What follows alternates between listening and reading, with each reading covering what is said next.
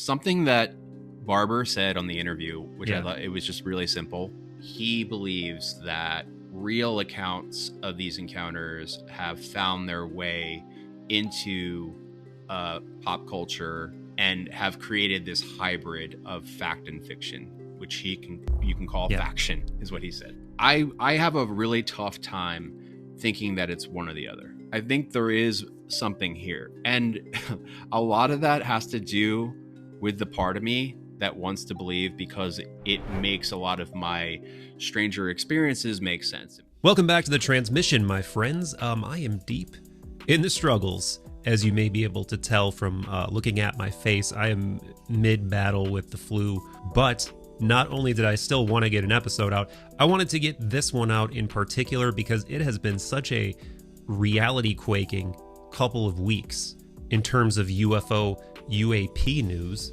primarily because of the Jake Barber piece being dropped on News Nation. Really recommend you get your eyeballs on that if you haven't, both the shorter 40-ish minute version and the full-length interview.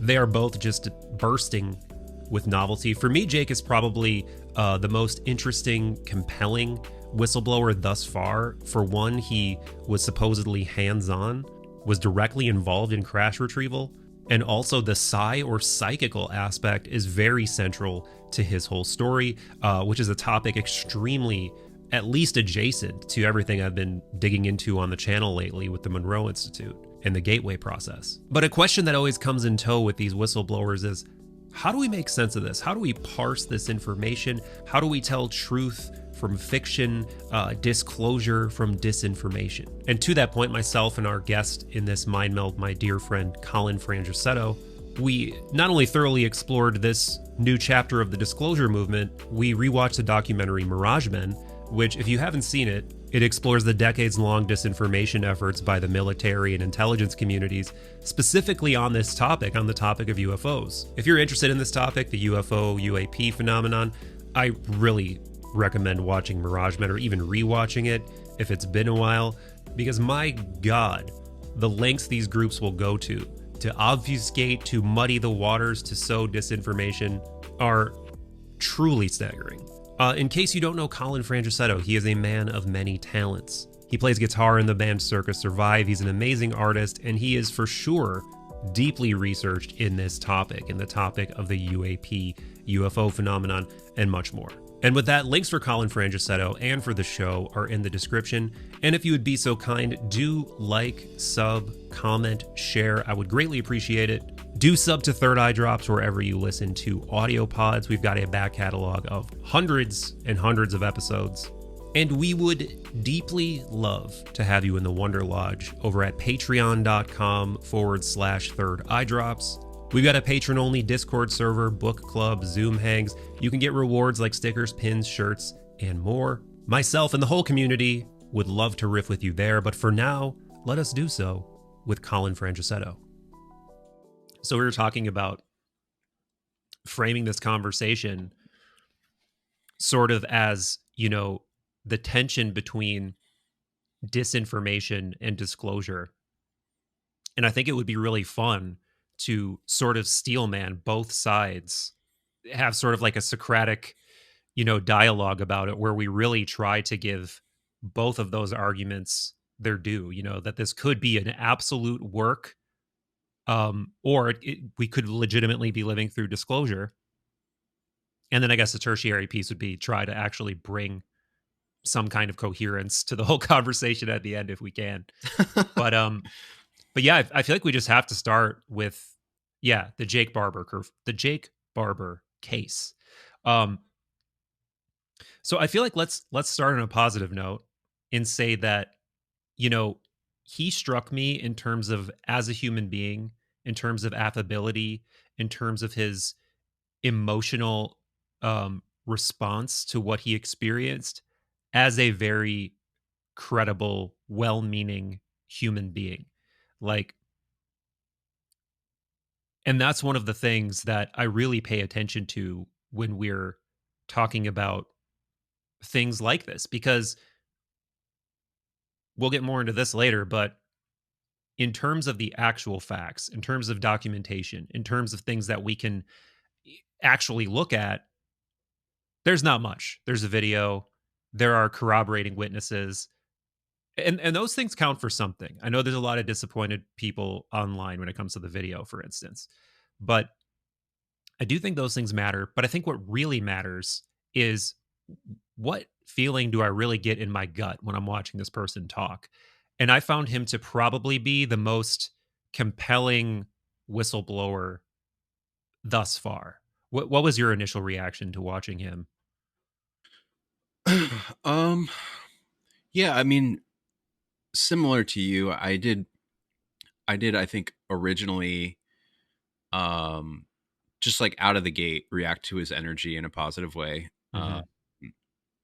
I think I had to really make a conscious effort to hold myself back as I was listening, because there, you know, I have these parts that um, are kind of like diametrically opposed to each other, but certainly I have a huge Mulder side Yeah. that wants to believe deeply, and obviously, so much of what he was saying,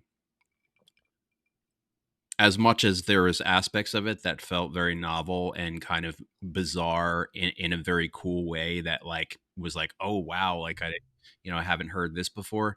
There was a lot of familiar stuff that, you know, hit the right notes to confirm the bias of like a previous self of mine that had Yeah. read every possible thing on anything metaphysical, anything fringe, and certainly when it comes to this topic, it was doing the kind of like fantasy that you have of Hmm. like where it ties together different Right. things, not just the UFO phenomenon, but we're talking about like the psychic phenomenon. We're talking about like the like potentially an interdimensional phenomenon. Like there's like all these different aspects of it that were very exciting. Right. So at first, I mean, I don't even know how many times I sent you that Dr. Phil gif where Right. Yeah. Yeah. We'll it's like definitely that. be putting. I love that GIF. I've used it in a bunch of videos, and you reminded me to start using that again. I mean, it's so perfect for this scenario because it's just like the onslaught of it is very intense. But yeah, I would say initially I was um, intrigued, excited, and I think simultaneously like very skeptical too. On purpose, though, I was like really dialing that part of myself as high as I could, um, without wanting to discount anything. Like Hmm. I think knowing those sides of myself in a situation like this, I felt like I had to really hold myself back from just fully falling into the just complete belief in this because I've just been duped before. And then also I think like the more I've delved into this stuff over the years, the more I've realized like what a house of mirrors it really Right. is. So, Yeah. yeah. Absolutely. Yeah, for people, I think a lot of people interested in this topic have seen his account, have seen this News Nation piece or the two pieces actually. But for those that haven't, I think we should give a bit of an introduction. Um, do you want to do that or you want me to do it? We can team up on it. You can Okay. start, and I can fill in anything that I think maybe is missing. Yeah, so essentially this guy comes forward and he's the first whistleblower to really be directly involved supposedly in crash recovery retrieval. He has two specific stories.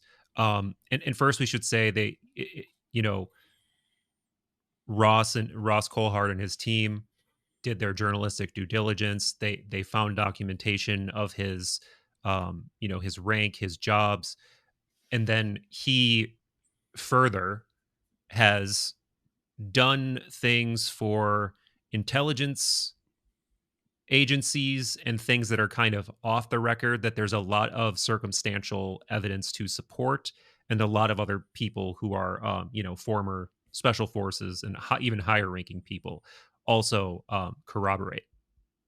So he definitely seems to be who he says he is.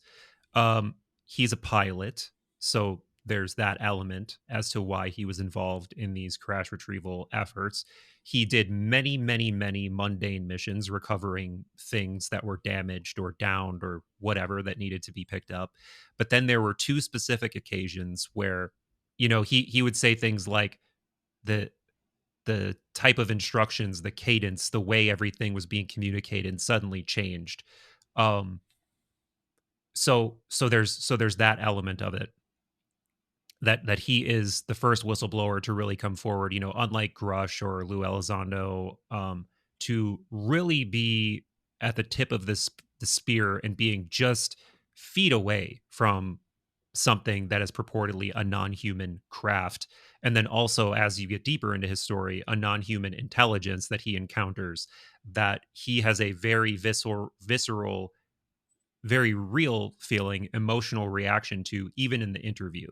And specifically, he says that he, is retrieving this object, and as he's coming close to this object, he starts feeling extreme pangs of emotion, like an almost bittersweet, uh, you know, feminine, loving energy that he is like mind melding, soul melding with, and it is emotionally impacting him to a point where he can almost like barely fly the helicopter. And he talks about this like an absolutely religious experience, and he says it's with him to this day.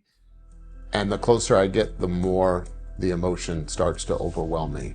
I feel this intense hybrid of sadness and happiness and beauty. So I just did my best to focus on my particular cues when doing this type of work, and I got the load hooked up and I began flying away. In between the pick and the drop site, there's about 20 miles in between, I felt like something was inside of me. I felt like I was possessed by the most beautiful spirit I'd ever been possessed by. And was it loving? It was loving. But there was a sense of sadness at the same time. And had you ever had an experience like this before? No, it was a very feminine energy, I'll tell you that. It felt like the spirit of God, but not in any masculine sense. And then, I mean, I'll continue rambling, I guess, because this is a major part of the story I want to make sure we get in early, is this leads to a psychic question, right? Like so there seems to be, you're confirming firsthand that there is this psychic dimension to the phenomenon. And he absolutely says yes. He's like doubles down on it, and it really seems to be indicating that that's what this is. It is like a primarily psychical phenomenon, and he's almost downplaying the traditional alien extraterrestrial angle, at least from my perspective, from what I took away. And then there's like the use of psychic assets that he talks about in terms of like using people who are psychic agents, a la all of the stuff I've been talking about on the channel, all the gateway stuff, all of the Project Stargate stuff. It harmonizes incredibly well with all of that. So there's a lot of really interesting elements to the story that, if you're into the lore, pluck a lot of nice chords. It really creates a nice tapestry of everything you want to hear. Yeah. And like, I'll clarify why I just started like nervously laughing just then. It's like, to me, the timing is just, I mean, it's uncanny. It's really strange. And I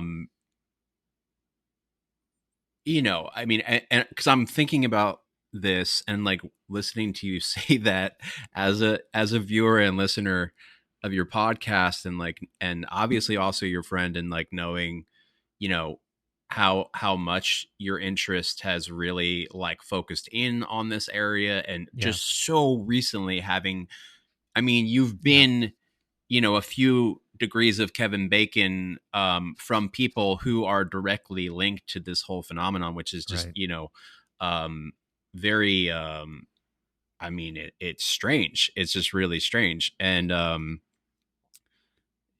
chill inducing at times. And yeah, I mean, but yeah, I think you gave a good overview of it. I mean, listening to you lay it out like that, it gave me even more questions that I didn't even think about. Interesting. Yeah, just like, I mean, I don't know if you want to get into that now, but like, I mean, Well, I think one other interesting part of his story that I want to add in for now is that I do really like that he was actively downplaying the fear angle of the conversation. You know, Ross was presenting him with, you know, what about, is there a dark, you know, asking about a dark aspect, asking about some of the other common objectively dark things that you often hear in the whole milieu of the UFO paranormal um, area. And, you know, the word, I think, demonic might have been used once. And he mhm. sort of offhand said, yeah, maybe. But then later on, he really leaned into, I want to emphasize that that is not my experience, and that's not how this operates. And I posted a clip of him talking about how his experience has been nothing but positive with this, whatever it is, and that these psi assets that are interacting with it say the same thing. That he says they're like something to the effect of they're like basking in this almost divine glow when they're doing this work, and that's actually part of contacting it, is kind of occupying that psychical space, for lack of a better term, and that puts you on the sort of same frequency as this intelligence, and then that's what makes this show up.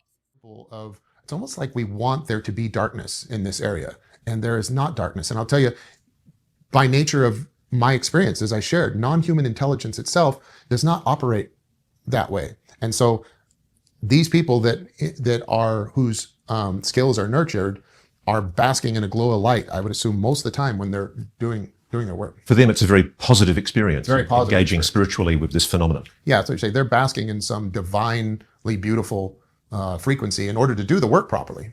And I think that's really worth noting because one, fear is obviously a tool for manipulation, and I like that he's downplaying it for that reason. But two, that really harmonizes with what people like the Bledsoes say. Like, you know, Ryan Bledsoe, I've become good acquaintances with him. We, you know, we chat back and forth. We riff with one another on a fairly regular basis after doing a pod, and he has always been absolutely, you know, dug his heels in on this point, that it is a positive thing, that it is a sacred thing, that it is a spiritual thing. And hearing someone else from outside of his sphere that carries considerable weight say the same thing, I find that to be significant too. So what to you, was there anything, yeah, let's get into your questions, or let's get into whatever sticks out to you about his whole tale. Well, so just now listening to you kind of give the overview, and I don't know if, like, forgive me, because I mean, people should realize this interview is like 3 hours long, and also there's like a bunch of things that are kind of scattered in different clips that you have to kind of seek out, and then on top of that, there's all these kind of supporting stories and all this other stuff. So I don't know if this is covered or not, but it kind of like leaps from that, you know, initiatory experience that he has, that sort of religious experience that he has, where he understands, and maybe not right away, but maybe through reflecting later or whatever it is, that he kind of like gets to understand this as a cyclical thing. However, where do we jump from there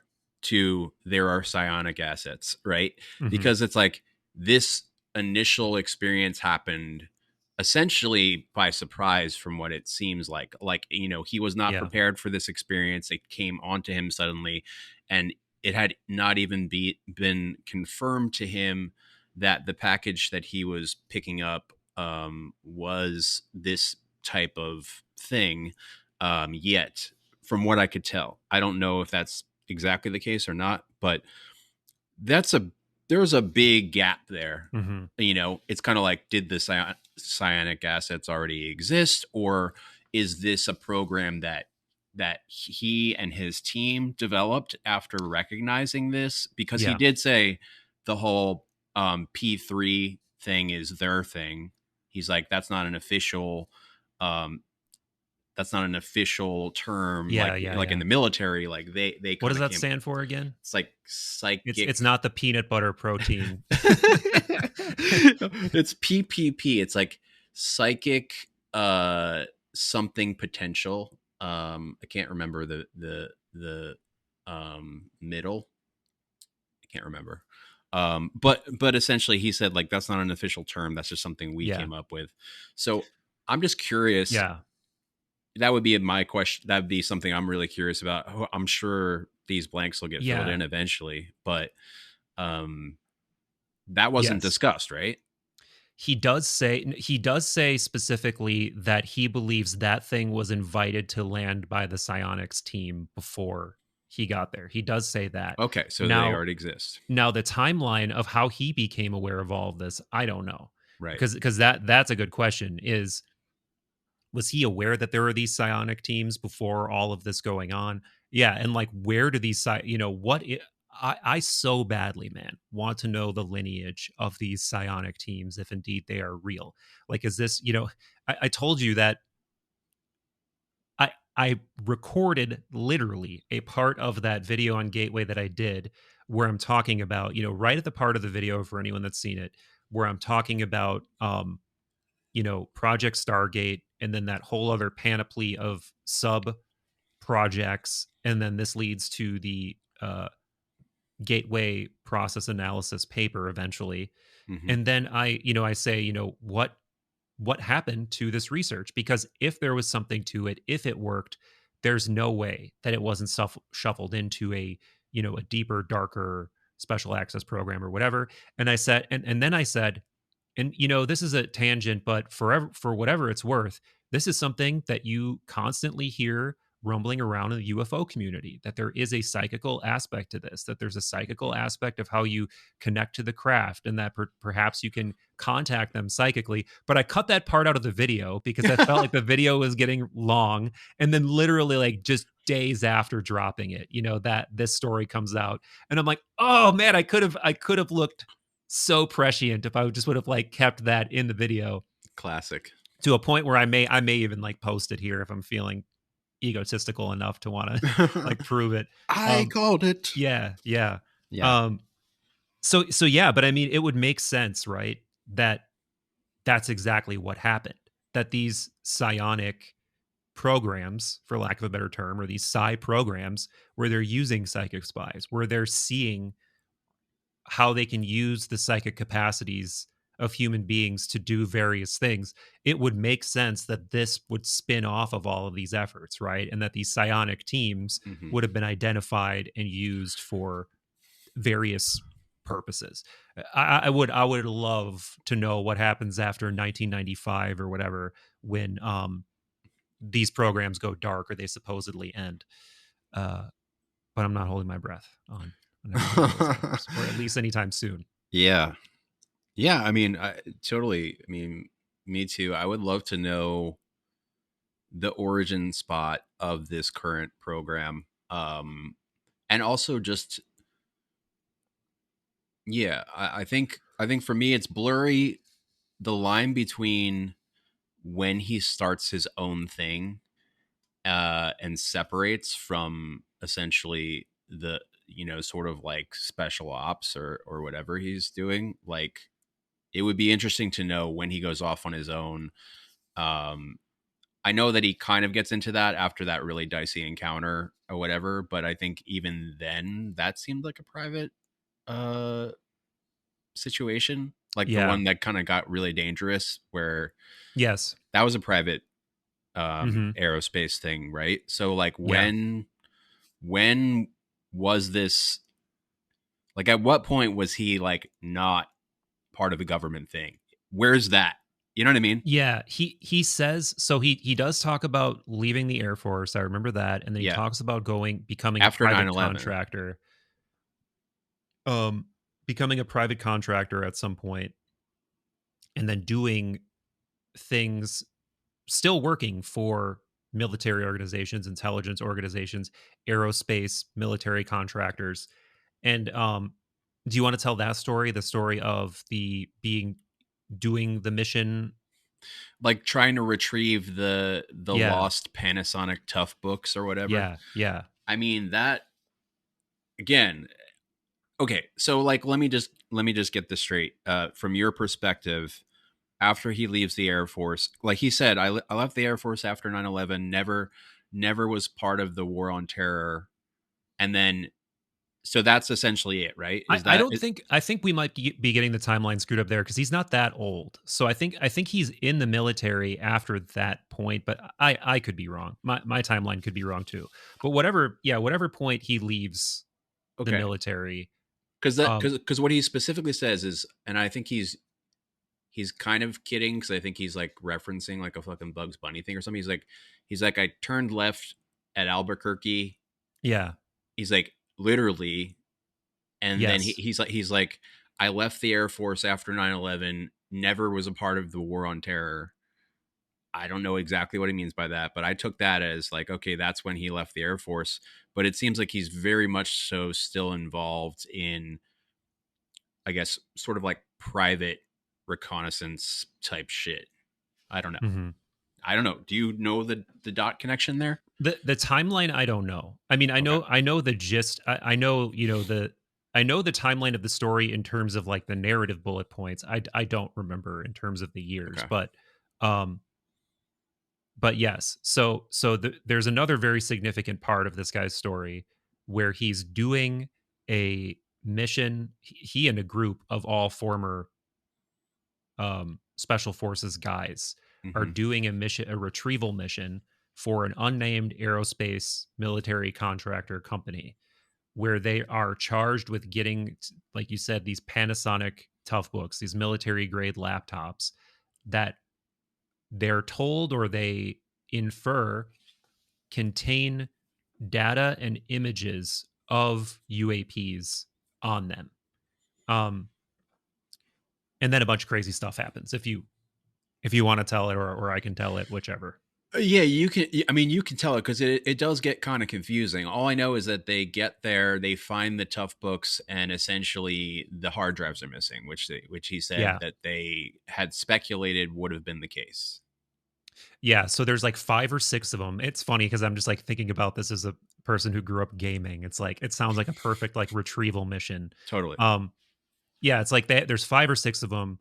They find the first 2 and they're all hidden in these incredibly off the grid areas where you can tell someone went to a crazy level of trouble to hide these things. So the first ones they find, they're in the high Sierras. He says there's no hard drives in them. They later find the hard drives at the bottom of a lake, sealed inside of a steel box or something like that.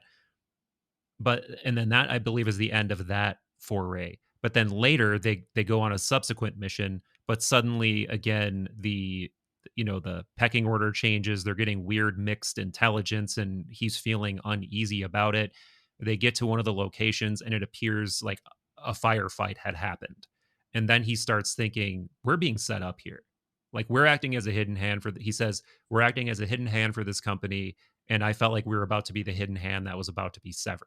Yeah. So they aborted the mission. They stopped working with these people.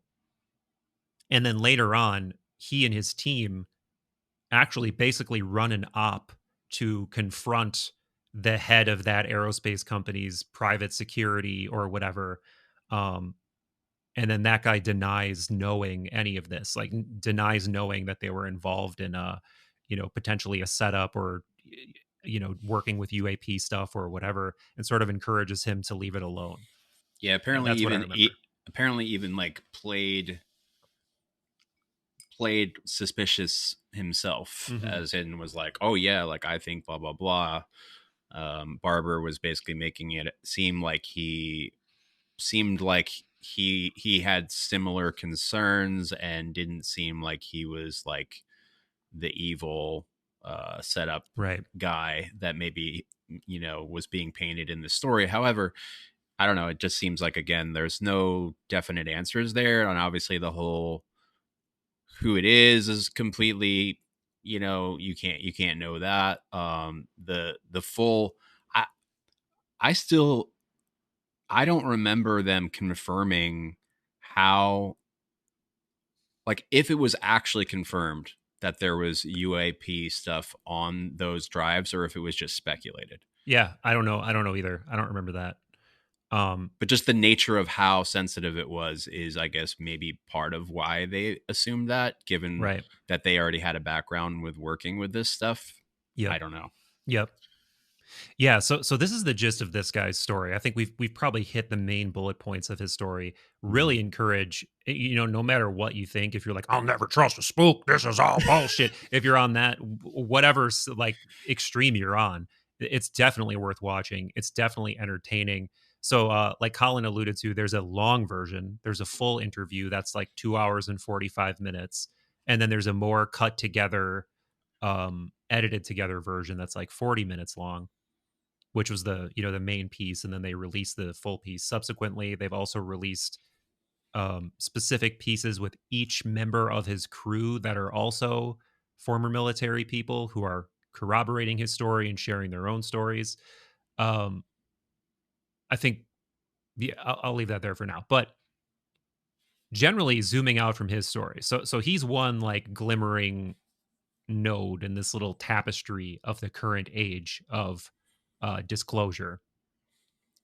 But zooming out, I would say this modern age really starts with that New York Times story that, it didn't break the Tic Tac story, but um it brought it to a level of public discourse where it was hard to relegate to the familiar sphere of just UFO people.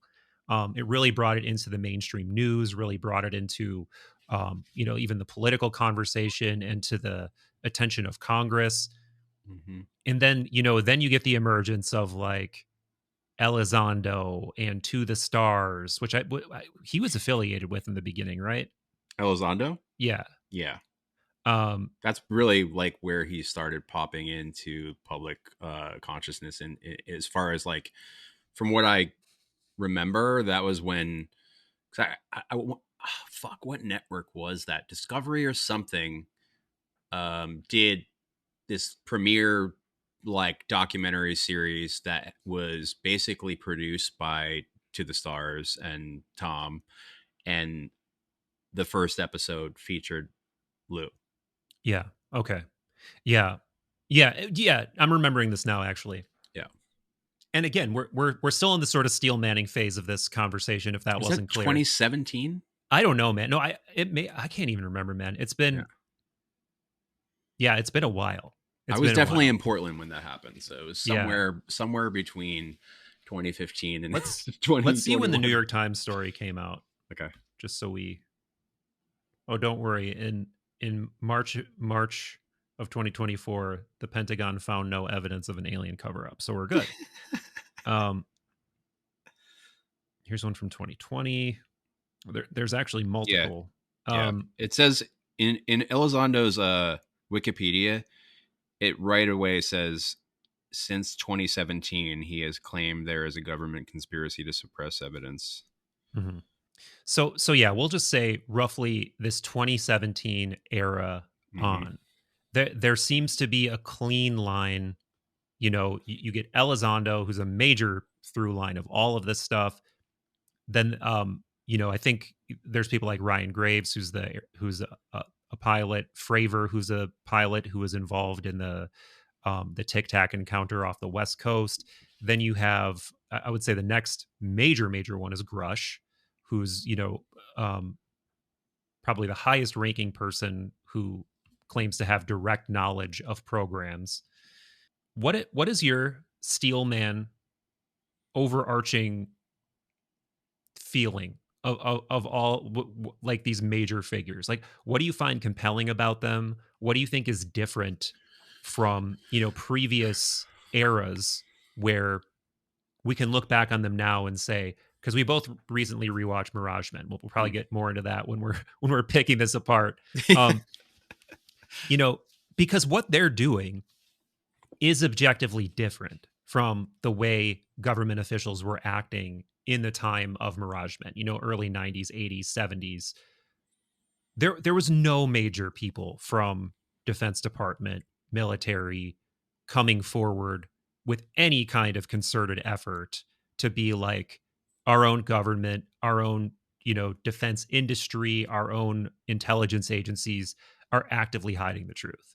Mhm. So yeah, but before I keep rambling, um, what to you sticks out about them in a Steelman way?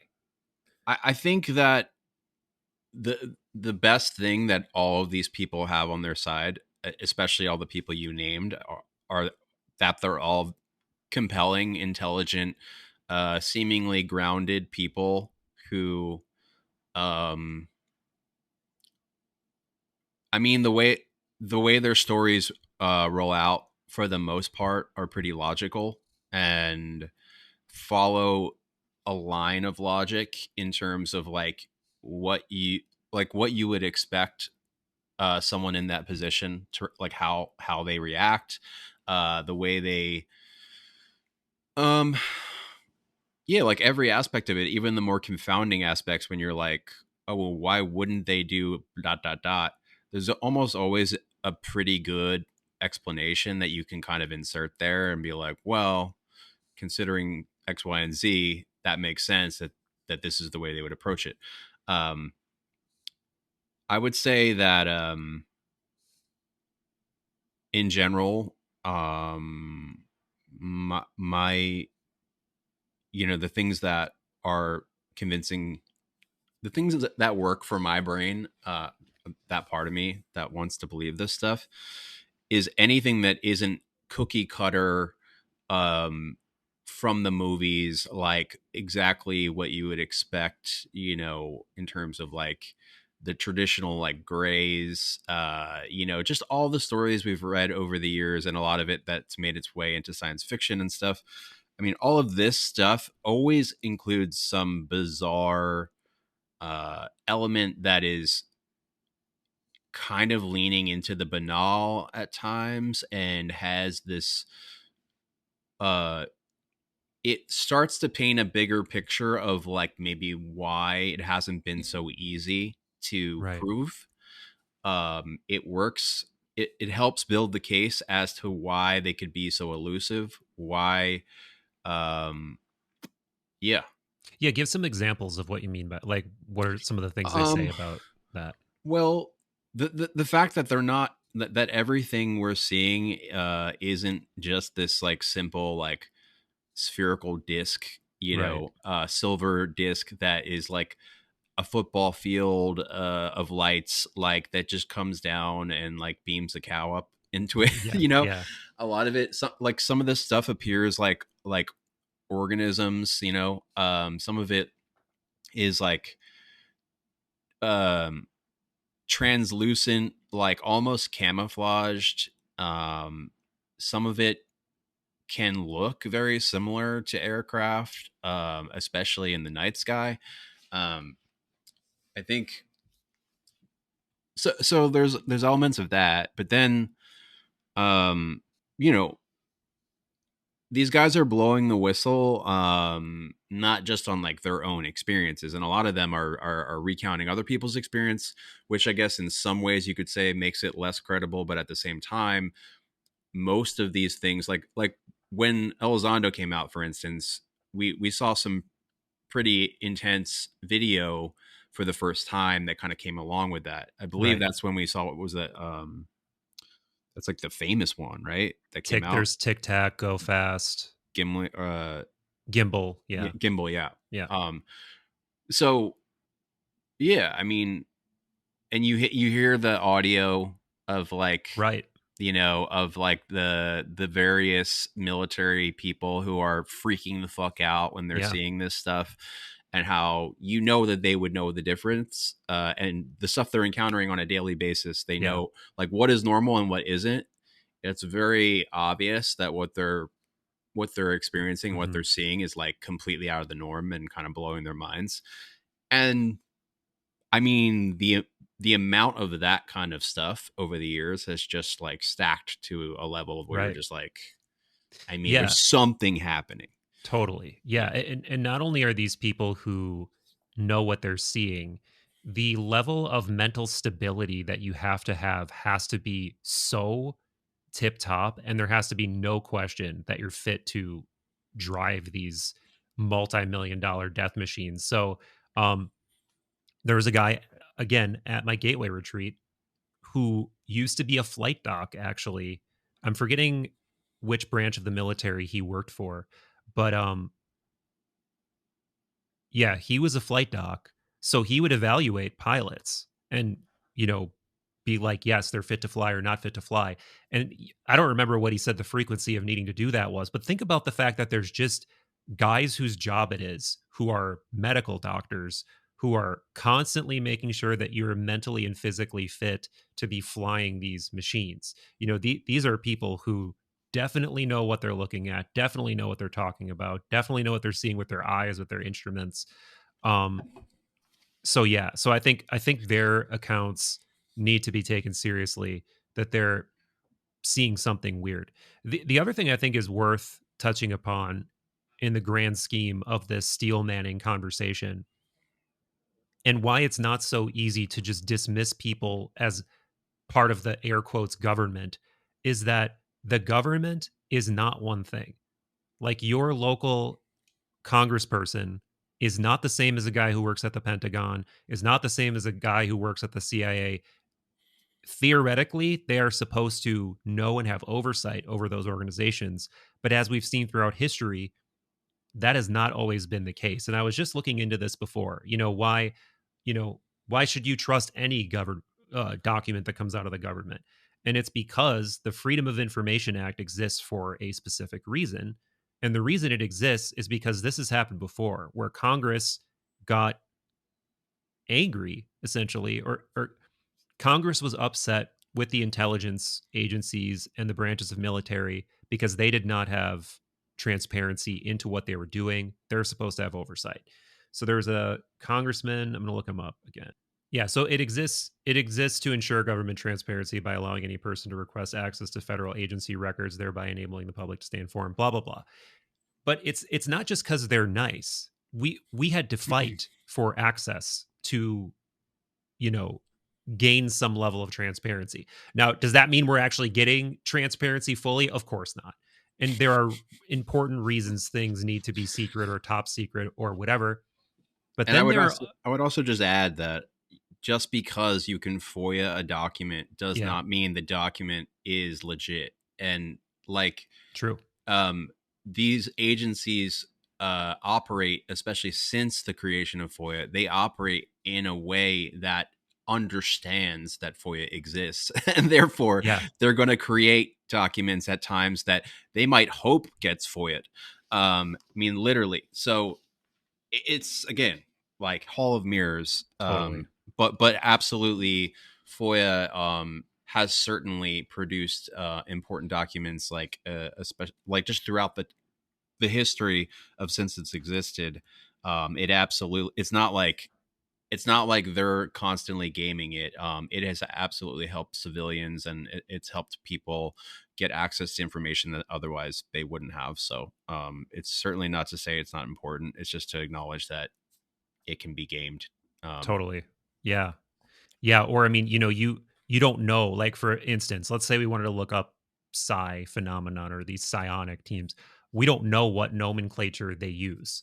no. So we could just, go on to the CIA's website or whatever website, search, submit FOIA requests, and they might come back and be like, oh, we don't have anything with that. But it's because we don't know the nomenclature, not because they don't have anything Yep. on the topic collectively. Like, think Um, about it in terms of like when you're really trying to get something specific from Google, and like you don't search it right, and it yeah, just like right. gives you all these bad results. I mean, this is like a manual representation of that, but it's also like the game. It's like, why, like they use all of those terms, and there's such specific ways that they do that by design, to make it more difficult, you know. Yeah. Yeah. So we're 43 minutes into this conversation now, and I feel like we can start pivoting into the other side of this conversation. the disinformation side. But before we do that, just to summarize, what I think are legitimately important points about the disclosure side of the argument. Totally agree. These people seem credible. It's different than what's happened before. The fact that Congress really seems to be involved and wants to know, the fact that there is this push, the fact that we, whatever you think about Trump, seemingly wants less government oversight, wants less basically government agencies that are over padded and doing things they don't need to be doing and wasting money they don't need to be wasting. That's a whole separate conversation if that's even true, but that's what he's pushing forward as a perception. Yes, allegedly. Right, exactly. Yeah, and the fact, like, for instance, like Barber especially, to me, like, rings as somebody who really is emotionally invested in what he's saying, really personally affected by what he's saying. However, we also know there's been a long, long history of military branches of intelligence agencies going to unbelievable lengths to discredit people, to confuse people, to literally drive people crazy, as is shown in Mirage Men. So now, the rabbit hole, I know you've really been, I mean, we had a long conversation last night. Yeah. Something so juicy that I'm afraid to even talk about them on the show. Yeah.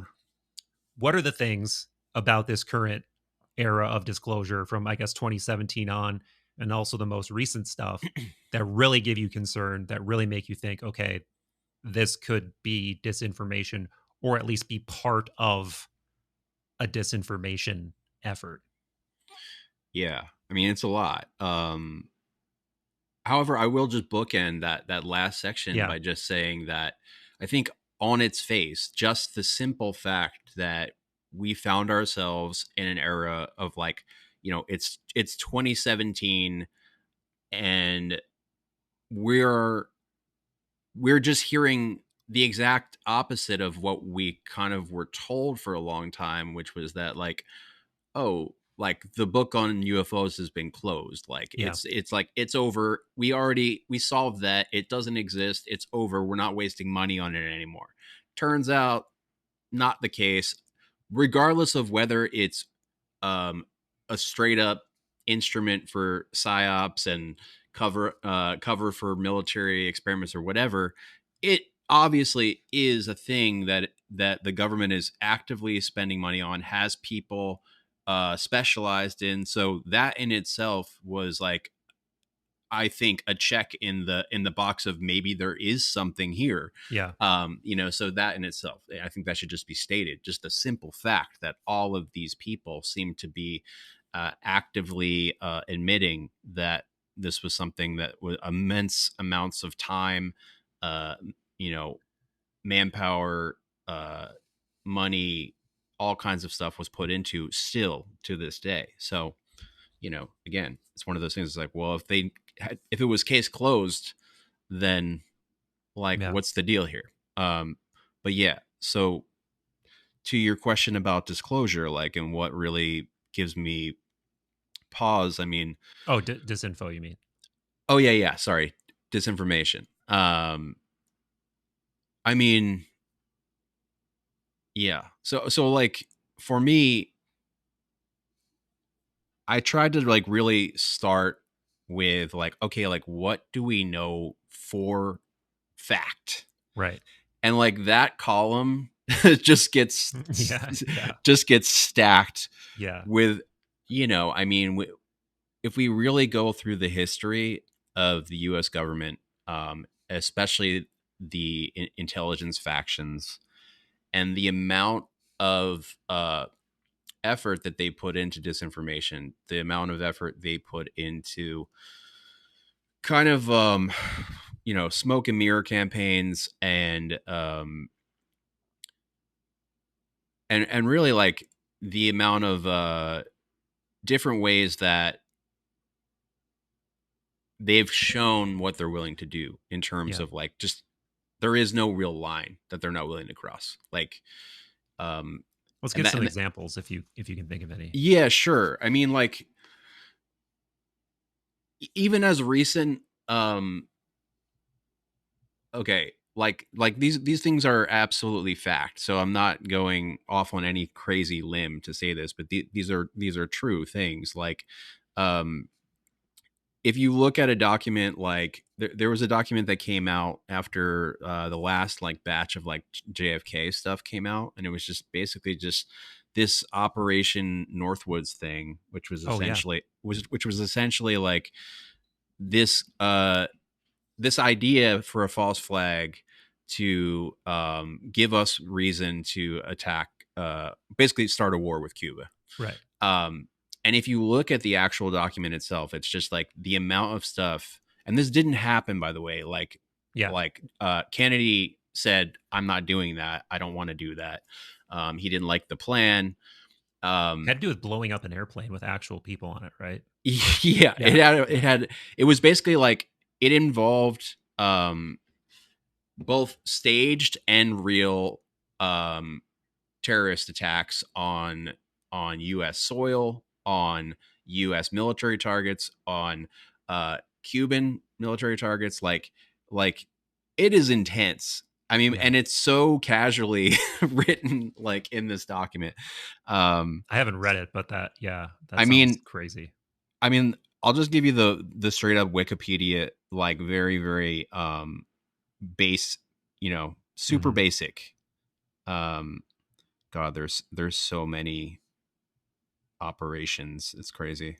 As soon as you like type that in, you're like, Operation Mincemeat. What is that? I gotta. God. um, Um, yeah. So just very simply, Operation Northwoods was a proposed false flag operation and originated within the U.S. Department of Defense. The proposals called for CIA operatives to both stage and commit acts of terrorism against the American military and civilian targets, blame them on the Cuban government, and use them to justify a war with Cuba. The possibilities detailed in the document included the remote control of civilian aircraft, which would be secretly repainted as U.S. Air Force planes, a fabricated shoot down of a U.S. Air Force fighter aircraft off the coast of Cuba, the possible assassination of Cuban immigrants, sinking boats of Cuban refugees on the high seas, blowing up a U.S. ship, orchestrating terrorism in U.S. cities. So, I mean, the links of that document alone yeah, just are mind blowing. You're just like, yeah, what? Like, right. The bunch yeah, that talk it's about the just Mirage Man one because those are like so obvious. Like, sure.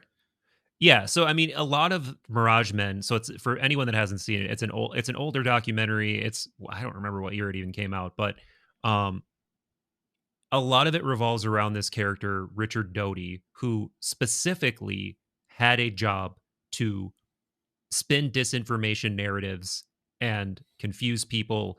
Um, the first guy they talk about, is it Benowitz? yeah, Paul Paul Benowitz, Benowitz. I believe.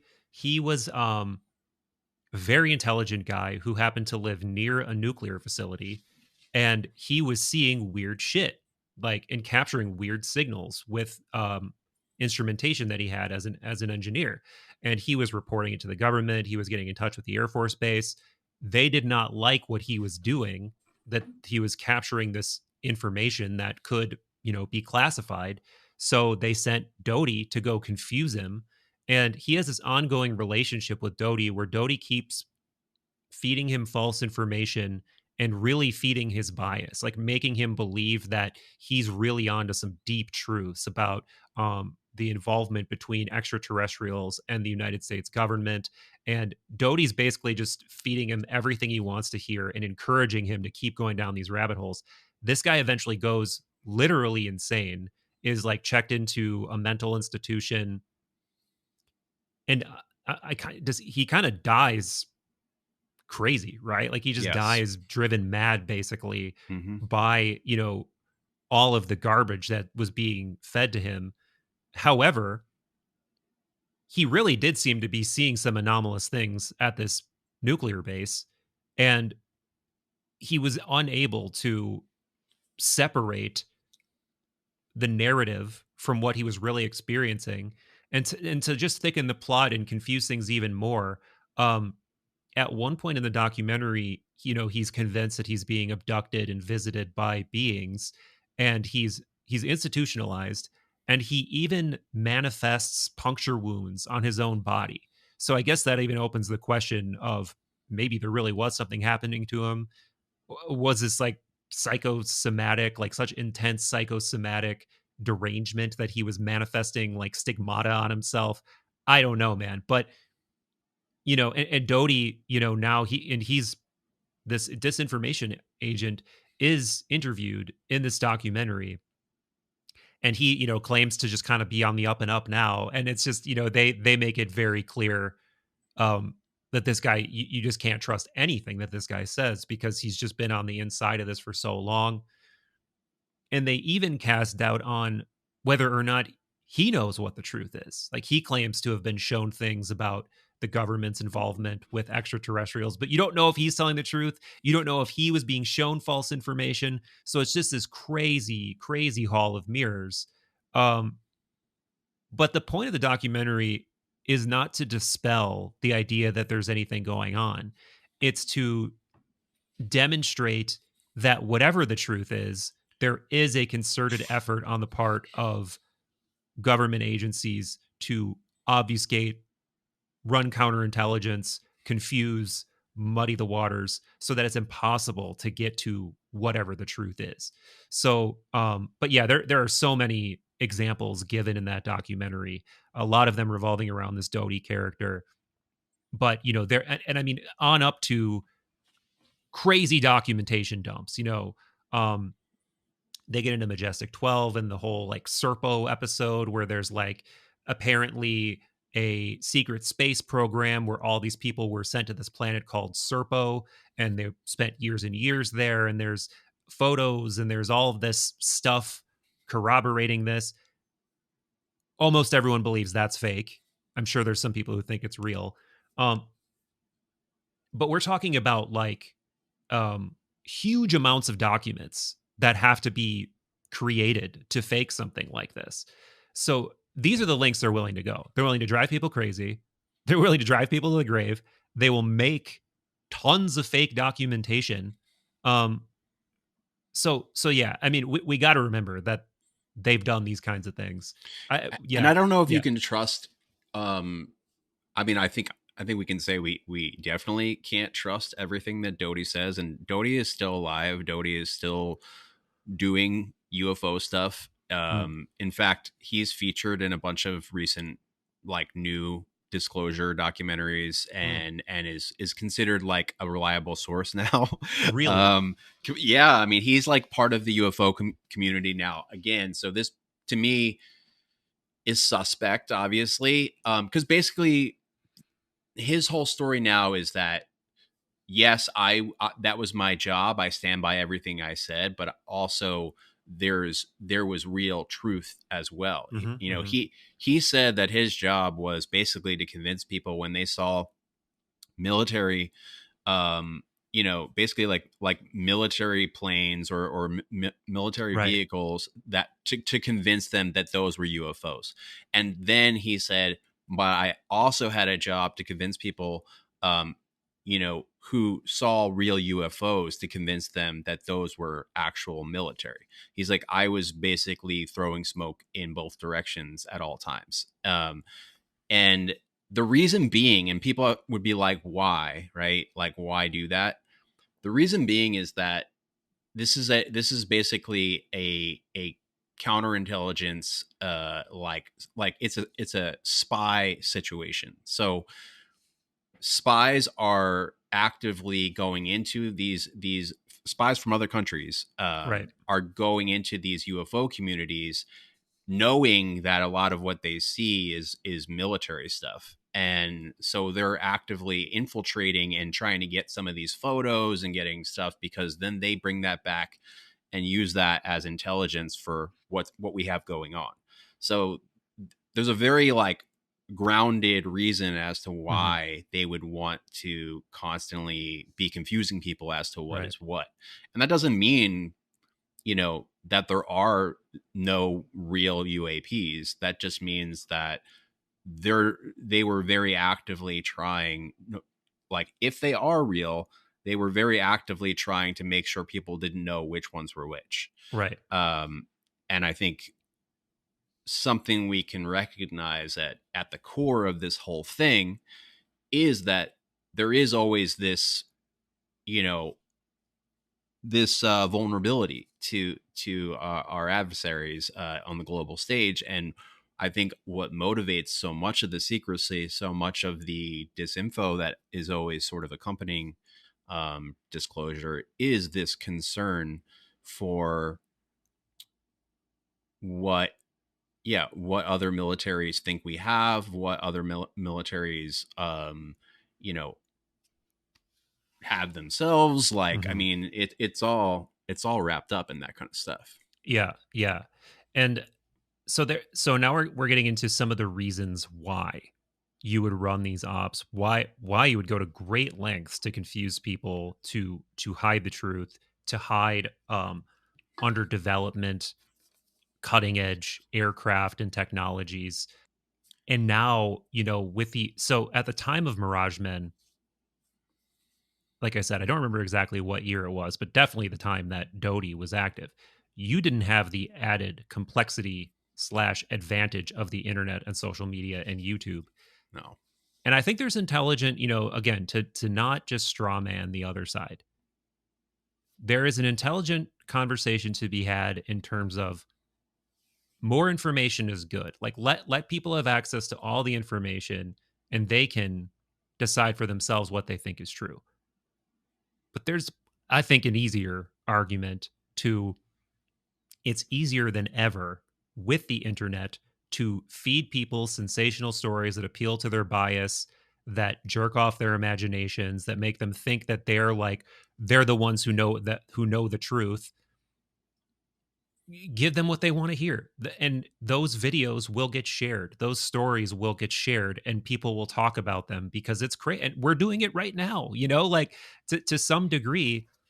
And I think it would be easier than ever to run interference ops, disinformation ops, counterintelligence ops, to just confuse people and put so much information into the infosphere that it's just a completely occluded milkshake that you just can't even come close to knowing what's in there. Surely. I mean, like, even you and I, who I think, obviously we're very interested in this stuff and knowledgeable to some degree, and also both have pretty strong skeptical sides. But it's like, man, like when I'm like going through YouTube to try to find like solid signal, it's just like, fuck. Yeah, right. Like, man, I like, obviously, like, even great, like, even great sources of information have the sensationalized thumbnail, right? Like, because you have Guilty. to beat, you have to beat the algorithm. Yeah. So like, what we're really dealing with is like, imagine, and there's a, Greer talks about this a lot. There's a bunch of other people that talk about the history of essentially like feeding like the National Enquirer and all these different tabloids, and essentially seeding real stories, real like UFO cases that the government has files on would get seeded out to these discredited tabloids to further deepen the mirage of like, oh yeah, that's all fucking ridiculous, like crackpot shit. Yeah. But then you'd find out later that like some of those cases were actually like, they do have files on them. They do really exist. And they were things that at least at one point our government and military took seriously enough to investigate. And I think another thing that I constantly come back to is just like this whole weird like rhyming of history. Yeah. Like, I was looking into do you know like the Maury Island incident? Are you familiar with that at all? I don't think so. It's from the 40s. It's super fucking weird because it basically coincides exactly with the creation of the Air Force. So like, obviously there were things like the Air Force prior to the official Air Force existing. Um, Going all the way back to the early 1900s, like with the balloons and like the first planes, like the military was always sort of like, okay, we have to be aware of airspace. However, like the official creation of the Air Force happened in 47. And so like the day after the Air Force is created, literally the next day, there is basically a crash retrieval Wow. situation that goes wrong, and it's the first official two casualties of the Air Force. Is a plane crash of these two guys that were basically sent out to investigate this object that was reported by like this other military guy who has like a Wow. history of being involved in like weird things. Like what's his name, Phil Chrisman or some shit like that. Anyway, there's a history of crash retrievals. And the other thing that's funny is that that incident, those two military guys who happen to be the, part of the very like new Air Force that just got created, were funded by a guy who was the head of Amazing Stories magazine. So Oh, like, wow. so that guy was like, I will pay you, I will fund this mission, go out and investigate this weird thing. I think it was like Yeah. $200 he funded it with at the time. But like, there's so that rhymes with the current, like, this pattern of like kind of rich guys or people that are interested in this stuff, like funding missions to like Yeah. retrieve quote unquote crashes, and then whatever, whether it suits them because they're part of a fucking aerospace company, or if they're part of some big news conglomerate, or there's always some other side of like, okay, like what's the motivation here. Of course some of these rich eccentric people just are interested in this shit. They might want to be the first person to really have definitive proof, for all we know. Maybe it's an Yeah. ego thing, or maybe they're just legitimately interested. But Yeah. for me, I'm always like, follow the money, Yeah. follow the power, follow like, why would these people want this? And obviously in Yes. our current situation, the first thing that came that's just like screaming at me throughout this entire thing is like the drone thing that just happened. And Yes. like, um and again, yet again, here we are in another Trump administration, where like back in 2017 was like the first real huge rash of all this shit started happening right at the beginning. And it's like, What okay, was it, like, like big drone stuff was happening? no, but like what we, how we were talking about the 2017 stuff with Oh, right. Elizondo, Yeah. and like, Yeah. Good point. so like that was right at the top of that administration. And so, obviously, you know, um, no matter what partisan like government we have installed, there's always going to be active, like sort of like, mini psyop, sort of like distract you things that the mainstream media is always sort of party to, whether they're actively knowingly a part of it, or just literally being fed a story that then, the way these circuits work, Yeah. they all repeat it. um but And, yeah, and independent media is no better, by the way, no, at of all, course right? not, Yeah. No. I mean, it's because it's literally like, if the person has scruples and they really care about the truth, sure, but you're trading, if you're somebody who thinks the mainstream media is all bullshit and you're 100% alternative media, what that really means is every single independent voice needs to be judged on its own completely different scale. Like, there is no alternative media. It's just media that has like an agenda, checks and balances, org structure, advertisers, all of that stuff, versus people who can get on a microphone and say anything. And there's nothing about being free of the fetters of that structure that inherently makes you better. no. Like, and that's something that really blows my mind all the time. I mean, I don't trust the mainstream media, but I also, sure, as a dude on YouTube and on podcast channels, I know that I can literally say whatever I want right now, and it does not make me more credible than anybody who's sitting in an office building or working for a news organization. That's for sure. Yeah. And it's like people are like, oh, well, you know, like the CIA has like sort of a history of embedding themselves in these like newspapers and stuff, you know, like the Washington Post, like New York Times, like there are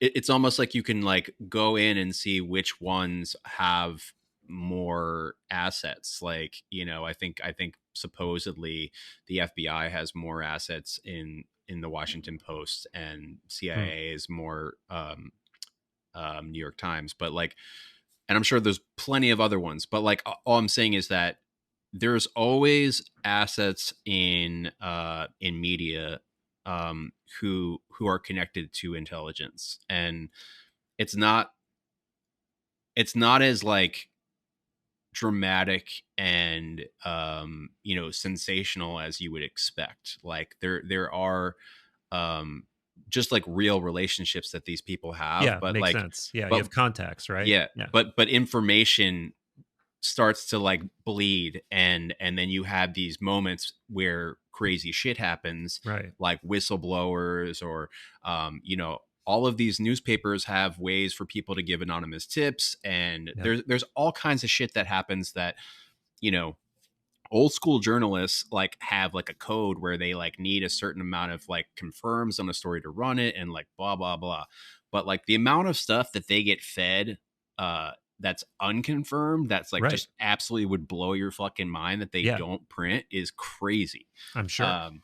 So yeah, I mean, so like obviously like the history rhyming stuff, it always like pops in for me, like oh wow, like we're still doing the crash retrieval thing. Like it's been, you know, you can go all the way back to Roswell. Like even if you were to say like skeptically, okay, there's no fucking actual NHI, there's no like aliens, this is all just a smoke screen for essentially adversarial craft, spy balloons, and whatever else that crash that we're just retrieving, and we just don't want to admit what it is. Yeah. Or our own secret craft that we're Yeah, yeah.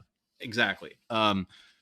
Like even if you want to do that, I mean, just the sheer fact that that exists side by side, decades of experiential accounts, not just from like people in the military, but like just regular people, right? Mhm. And you could say, I mean, experiencing this drone thing, for instance, has been really informative for me because, you know, I've seen them Yeah. myself, and I know so many people all around me who have seen them. Some of them, I have a couple friends who are military and who have seen them, who live in New Jersey, and were Yeah. basically, one of them is like the first person to actively reach out to me and talk to me about it. And so it was really mind blowing to me that the story that really got sort of stamped in for anyone who wasn't like on the ground seeing it every day, and then kind of like finding these local news stories that were like talking to mayors and talking to people who Yeah. had a more like pragmatic, like, yeah, this is really happening, this is what I think it might be, blah blah blah. But like the way on the national stage they effectively just said that this is hysteria, there, it does not exist, none of these things are real. And then simultaneously, as the Pentagon is saying that in a news briefing, right alongside, you know, like the press secretary for the president at the time, Yeah. both saying there is nothing to this. Um, People are hysterical. They're seeing, you know, legally operating aircraft, and just you know, or like stars, or all kinds of other things, Yeah. or like regular like legal drones or whatever. There's nothing weird happening. Like, pay no attention to the bizarrely flying anomalous craft that you're seeing behind the curtain.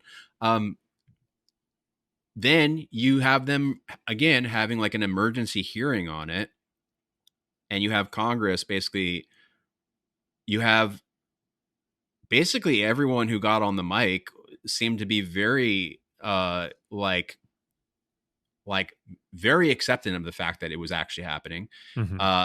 Seemed to mostly put on this like frustrated, angry act of like, how can we not know whose these are, where they're coming from, where did they go, blah blah blah. And then you have the FBI and CIA like on the mic being asked like, what's the deal with this stuff? And they're like, oh, we're underfunded, like we don't have a good counter drone. Like they were like, okay, so like how much money do you get a year? This was like the FBI, I think, and they were like, I don't know, it was like in the billions. Sure. And they're like, how much do you spend on drone tech a year? And the guy said $500,000. like, and it was just like, what? Like, Yeah. And you just know something's going on here, Yeah, like beyond, you know, like, okay, you could say, sure, this is like to inflate budgets or whatever, like military spending. But it's like, really, I don't think these people really have trouble getting money. Like, you know, I mean, we have pretty clear examples of the fact that they're like the Pentagon is just a black hole, and like, Right. or a black box more specifically. Like the they never pass an audit, or at least they Right. haven't in many years, and they have so much fucking money that like it's like mind blowing their Yeah. budgets. So I don't know. I think yeah, there's a few more logical steps to this that we can go to, but Yeah, like we're dancing around some things that we spoke about on the phone, yeah, and frankly, it's like it's stuff that I feel reluctant to touch because it's so white hot and who the people involved might be. But what you're starting to get close to the perimeter on yeah, is another avenue that makes disinformation around this subject make a lot of sense. And it includes people who talk about UFOs on the internet, potentially. It potentially includes defense contractors. It potentially includes advanced aircraft that we don't want people that they don't want people to know about, and that um, various agencies wouldn't want people to talk about. And it provides a lot of impetus for why you would inject disinformation around this subject, and why you would further the narrative of NHI, further the narrative of aliens from outer space, interdimensional, whatever flavor, to distract from advanced technology. yeah. However, I, you know, something that Barber said on the interview, which I Yeah. thought it was just really simple. He was referring to how he believes that real accounts of these encounters have found their way into pop culture, and have created this hybrid of fact and fiction, which you can call Yeah. faction, is what he said. And I Yeah. was like, damn. I was like, that, like, from my point of view, um, I have a really tough time thinking that it's one or the other. And Yeah. I really tried to like watch that interview and then put all this stuff together. And I tried to look at it from the point of view of like, this is 100% real. I tried to look at it from the perspective of this is 100% false, and you know, like a manipulation. And like then I really tried to like look at it through a more like nuanced lens that was like, this is more, this is Mhm. like faction, like Right. this is like truly, I think there is something here. And a lot of that has to do with the part of me that is like, that wants to believe, because it makes a lot of my stranger experiences make sense. It makes a lot of like people who I've encountered over my life, as well as accounts I've read, and certain things that just felt intuitively true. Um, it makes those things make sense, right? Like what? Well, Okay, so something that comes to mind, for instance, is I was thinking about McKenna's. I was thinking about their whole um, their whole encounter with their whole encounter in the Amazon, La right? Chirera. La The, Chirera. the encounter at the La Chirera experiment. So that came to mind. And we should explain that too, probably, for people that don't know. Yeah, feel free, because I've been rambling this whole time. Sure. Yeah. So Terrence McKenna. So if you're coming to this conversation as a primarily UFO UAP person, maybe you don't even know who he is, but he's one of the most well-known sort of psychedelic philosophers who is active. I guess probably late 70s through 90s when he passed away. But there's a very famous case of him and his brother Dennis McKenna, who is still a living ethnobotanical pharmacologist guy. So this was in the early-ish days of psychedelics. They go down to the Amazon. They're looking for an orally active DMT, but they end up just eating tons and tons of wild psilocybin containing mushrooms, and they both have these life-altering experiences in very profound ways that change the trajectory of their lives. And it's this experience is known as the experiment at La Chirera, leads to McKenna writing a book, leads to Dennis McKenna pursuing a PhD, and both of them really dedicating their lives to this pursuit in their own unique ways. So why do you bring that in? Well, they encounter a UFO. Right, yeah, and it's at this point that McKenna really starts doubling down on this connection between psychedelics and UFOs, but more specifically the psychical nature of the UFO. In fact, he even is often like talking about the mind as the UFO. Yeah, or like, your soul. Yeah, your soul. Like that. He really starts getting into this, I think, really juicy area of what the UFO is and like his encounter with it. So that's one example of what I can't get away from is this idea of how your consciousness has to be, according to Barber, your consciousness needs to be aligned to a certain frequency that has to do with loving, welcoming, peaceful energy, and in order to summon these craft, which he described as almost potentially being sort of like maybe not even like a being itself, but like like he says a goddess at one point. Well, he says that yes, his encounter was with a goddess, but he also described potentially some of these crafts as being sort of like biological machinery in a way, like kind of like a, what did he call it, lab meat? He said. I think he was referring to like the beings that would be flying. Okay.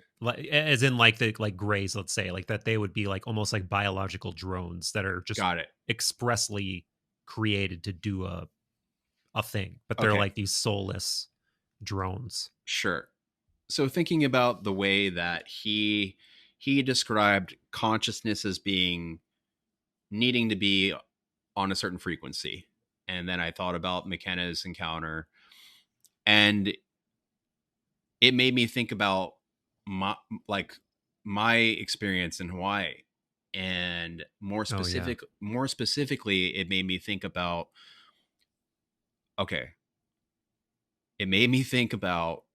there was a whole segment of this mushroom trip where myself and 5 other people are on this beach, and essentially we start interacting with something that we perceive to be in the ocean. And it started out just with like these like phosphorescent little like glowing chunks of sand. They were probably just like they looked like little pearls, right? But there's probably just some kind of like weird glowing sea ember, but so like they took on this very like meaningful nature to us, and so we each were like had one, and it kind of represented some aspect of ourselves and like all this stuff. Anyway, at one point, so like I didn't have one. And like I was sitting there, and like my one friend was like, "Oh, well, you need one," and I was like, "No, it's okay." Like I was telling him, like at first I was kind of like, "Yeah, I can't believe I'm the guy that doesn't have the glowy ember. Like this sucks." But then my friend was like, "Well, you can take mine." I was like, "No, no, no, it's okay. Like maybe there's a point to this." And then all of a sudden, one just like shot out of the ocean for me, and I like got one. And so And we're what all. it looked? It looked like a glowing thing. It's just like a little like glowing like pea Yeah. like phosphorescence is a real natural Yeah. thing, right? I'm not thinking that there's anything alien about this. However, so like we're playing with these things, and I am just having this feeling like like the ocean is like spitting it out at me as I'm like looking for one, and we're all just sitting there like just having this strange encounter.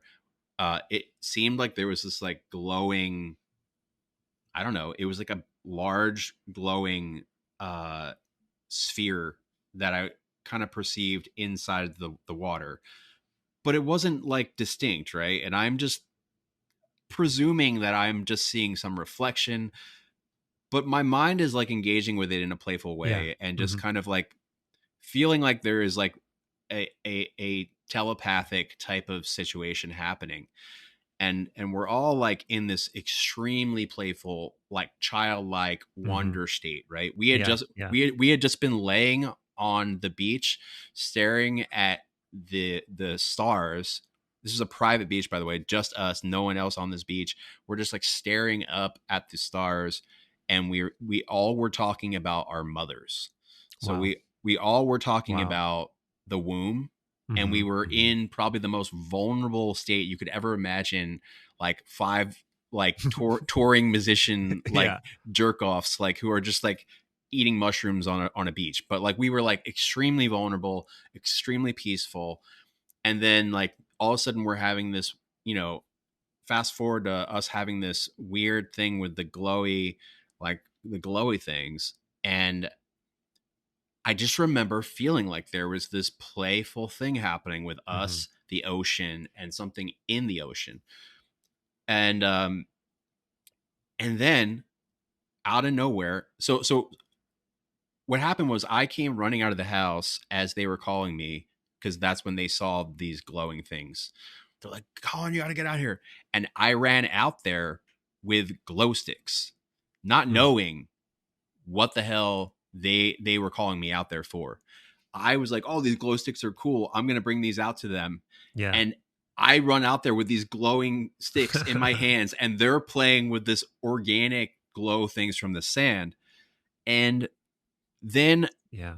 the thing that was just really stuck out in my brain was that like um Anthony randomly grabbed one and threw it into the ocean. And all of us were like, "Oh my God, like, why did you do that?" And he just said it wanted to trade.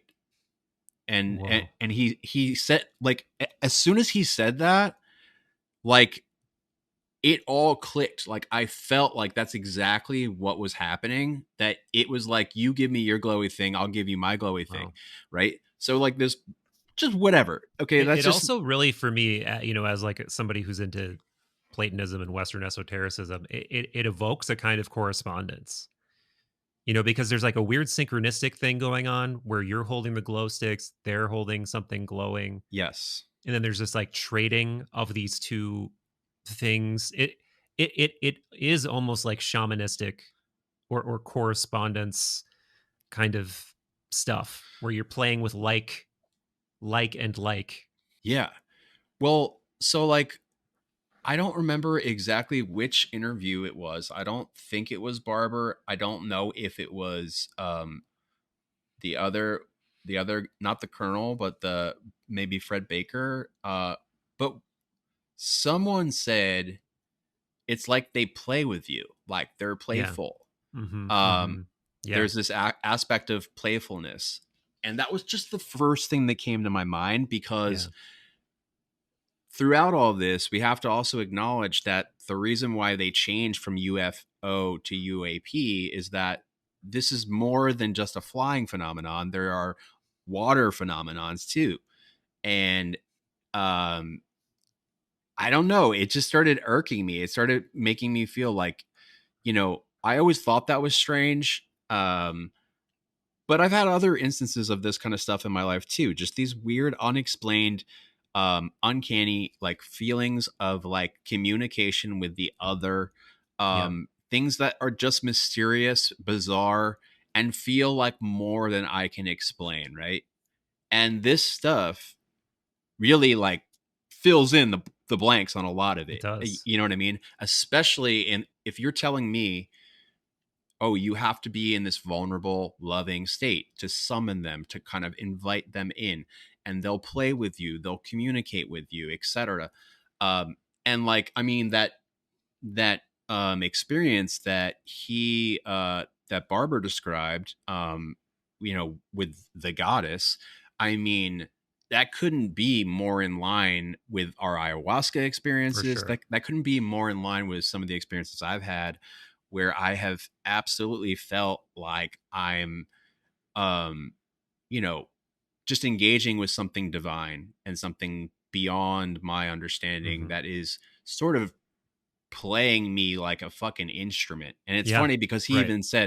he mentioned song, uh, Yes. you Yeah. Yeah. know, Yeah. That hit me too. and I was like, damn. Yeah. So, I mean, all of this stuff to me, it makes a stronger case for the faction and not just Hmm. fiction, because I do think there has to be something more to it. I mean, the skeptical side of myself was like, oh, well, you know, these motherfuckers will give people LSD unknowingly and like, have them do all kinds of other crazy shit. Like, how do we know that he wasn't set up to see how he would react, right? Like, how do Hmm. we know he wasn't drugged? How do we know that they Yeah. don't have a pulse ray gun thing that can make him have a religious experience from a Yeah. distance? You know what I mean? I mean, there's all this stuff about Havana syndrome and all this stuff that like, oh, there's these long distance or short distance like electromagnetic like weapons that they can send um invisible pulses to Yeah. people. Like, I mean, we don't And know destroy what's their possible. ears and brains. And yeah. Yeah, it's Yeah. like, who's to say that we don't have the inverse of that we don't have the ability to produce a religious experience with Yeah. with a frequency to have someone have an experience like this, right? So the skeptical part of myself is like, how do we know he wasn't set up to have this experience? Even more simplistically, I'm like, man, there have been times where I've been sleep deprived and I've been in the right scenario at the right time to just feel so overwhelmed by emotion. And especially if I'm away from my family and away from certain things, that I can just truly have like one of these kind of Right. experiences, right?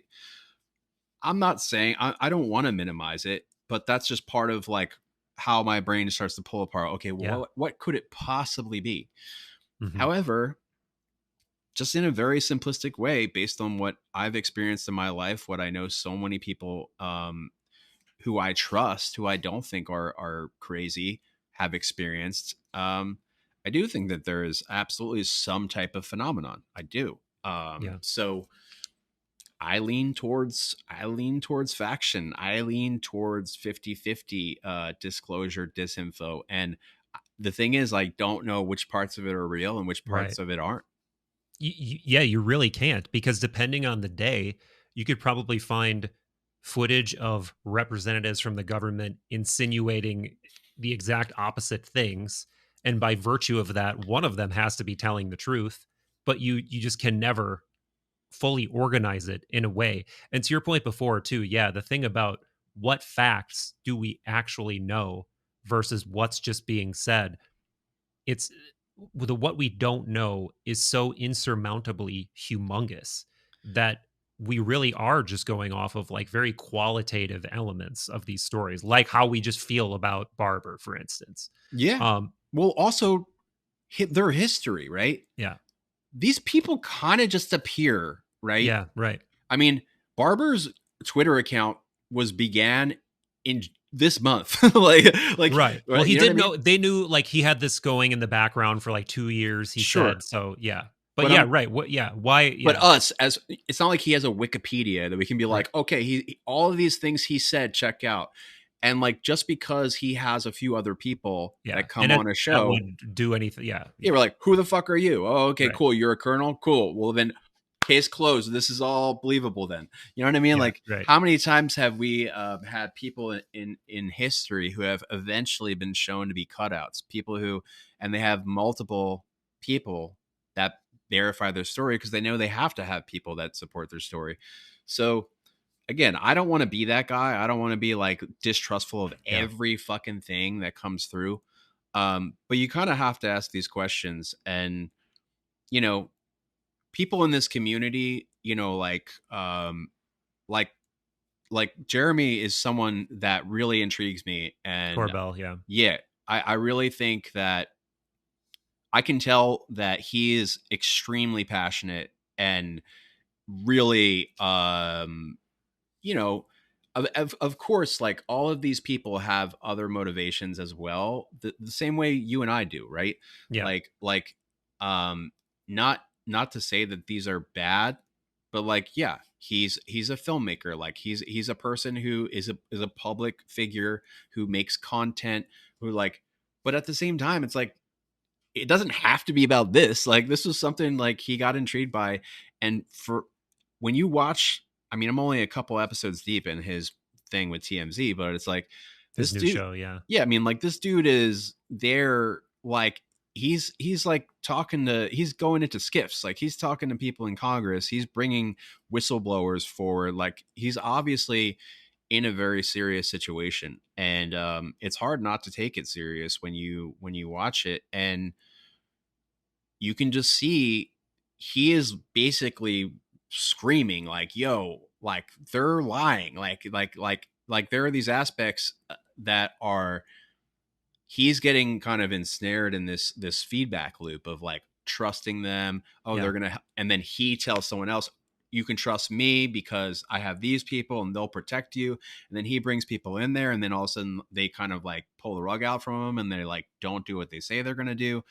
And there's a lot of like warring factions and different motivations. Yeah, and you're we were talking earlier about all the people within the UFO community who don't like each other. Like yeah, this or guy don't, doesn't like this guy. Like I mean, publicly we can say you're like Greer hates Elizondo. Yeah. Like you know, all of that kind of stuff. yeah. And I'm, though I do clearly, you know, we've been talking about this for an hour and 40 minutes nonstop, and I feel like we could go for another hour and 40 minutes. Oh, So I easily. love this topic, Yeah. but at the same time, you see what happens. Like you get deep enough in, and then people have dissonant relationships and run afoul of one another and take sides, and it's just like, oh, I'm so glad I'm not in that, like in that deep. Well, you know, it's interesting because even when you like, let's just go completely outside of the UAP community, and you just go into any sort of like counter cultural, like anything that is sort of like anti-authority, or like anything that kind of has any type of threat towards the government, what happens within these like groups is, you know, distrust starts to really become a major problem, even with people who are supposedly on the same team. The whole like Eurofed, no Eurofed thing is like that is like that is very like age old stuff. If you're part of any type of like resistance, any type of like revolutionary sort of faction. So I'm CIA, by the way, according to at least a couple of YouTube comments based on my gateway video. I mean, it's funny because like it did occur to me, not that you're CIA at all, but like when we were going through this, something that sort of popped in my mind, you know, the paranoid part of me, and it's not about you specifically, but I started recognizing that like, oh yeah, like, you know, over the last year or so, I do think it's really weird how all of the gateway stuff has Yeah. really made a It's major resurgence. It's incredible, dude. It makes me wonder, like, what, like it's so synchronistic for me, man. It's absolutely surreal. That yeah, I've been trying to tell, yeah, I've been telling people in my life this, and they're just kind of like, oh yeah, I kind of see it. And I'm like, I don't think you do, because to me, this is some of the most disturbingly synchronistic shit that I've ever been a part of. Well, and like to that, like on that note, I just started thinking about how, like, even prior to you going and all that stuff, I did start to notice like the Stargate Hmm. gateway stuff popping up on my feed more like throughout the last year or so. Just like it's like the old stories started getting popped up and being Yeah, talked about more on different channels, and like you started seeing like even um the Men Who Stare at Goats like getting recommended to me and things like over the last year or so. Like all of these little things, I mean, you might think it's crazy sounding, but like these are part of ops. Like not saying that these specifically are, but yeah, these kinds of drips, seeds, like that kind of could be. Yeah, stuff, they could be. it's totally probable Well, that here's could an be. example. Here's an example, like from my perspective. You know, here's my timeline. I have Chris Ramsey on my podcast. He connects me to Gateway. A couple months later, I go do a Gateway retreat. I have an actual out of body experience that is like very ontologically recontextualizing. And you're like, okay, well, I had that experience now. Holy shit. I come back. Of course, I want to make content about it. So I start deeply researching Gateway, Robert Monroe. I'm reading his books. I'm reading the Gateway paper. I'm slowly making this video, writing notes, taking whatever, recording it, editing it, all of this stuff. I publish it. It does really well. Within that week, Tom Campbell, who's like directly related to Gateway lore very deeply, is suddenly on the biggest podcast in the world. Like Tom Campbell goes on Joe Rogan. And I'm like, whoa, that's weird. Then this Barber thing comes out where all of the psionic stuff that literally looks exactly like a guy doing a Gateway style retreat or a Monroe style retreat where he has the eye mask on and the headphones on, and he's sitting out in the desert, like literally summoning UFOs. I'm Mm-hmm. like, whoa, that's like literally exactly what I do when I do a focus level or a hemisync retreat. And then the one of the weirdest things is like I'm just on, sitting on my couch one night and I see that video of Trump announcing the Star Project Stargate, like this new AI megacorp thing that is for some reason that I cannot even come close to understanding, called Project Stargate. It's like, what? And if we didn't spell this out, Project Stargate was the parent previously classified project over the top of all these psychic spy remote viewing operations that have now been declassified. So yeah, it is very strange, and it is a pretty tight timeline of weird overlapping shit. It's what the Yeah. Men Who Stare at Goats is about. I mean, like that movie and story is basically all about the Stargate stuff. Um, Right, right.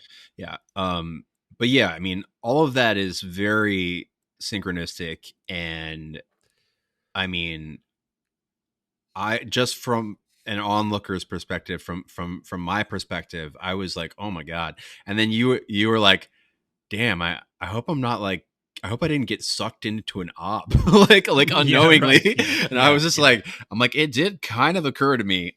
Yeah, right. But not like, in some like super like majorly personally targeted way, but just like, just thinking about what we're saying, like, like these waves of information get pushed out, and then you just maybe like it's like you get caught on a fishing line, sort of, Yeah. and all of a sudden become a part of it.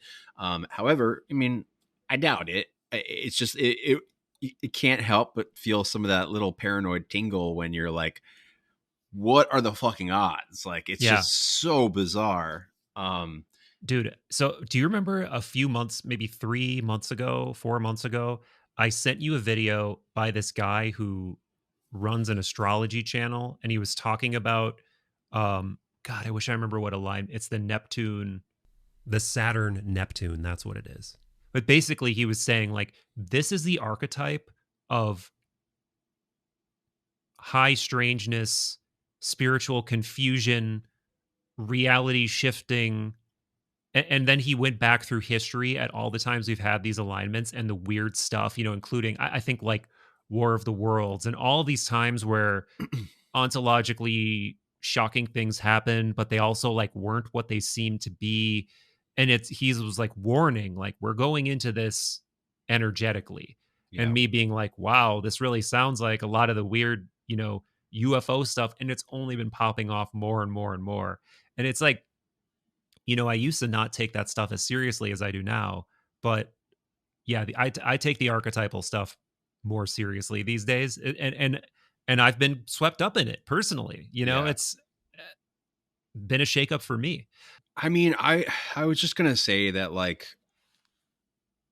the reason why some of the and we're gonna avoid some of the more, like, just extra kind of scary things that we mentioned earlier. Well, Just I don't want to vaguely. fully avoid it though. I wanted to say, like we started talking about the drones, for instance, Mhm. and that's at least tangentially related to one of those paths. Yeah. And I feel like we could do a hypothetical version of a following the money scenario, because we are supposed to be talking about like the disinfo case, at this point, and we left a major sort of element of that undiscussed. Yeah. Yeah. I mean, Because yeah, go ahead. so I was just gonna say, like, one of the things that I failed to mention when you were like, well, what are other examples of stuff that they've either thought of doing or didn't do? Yeah. There was another one. I believe that this was at least adjacent to Northwoods, where they had an idea of essentially using submarines and holograms to project a giant figure of Jesus Christ, Oh my like god. to basically, because there's like a super large like Catholic Yeah. contingent.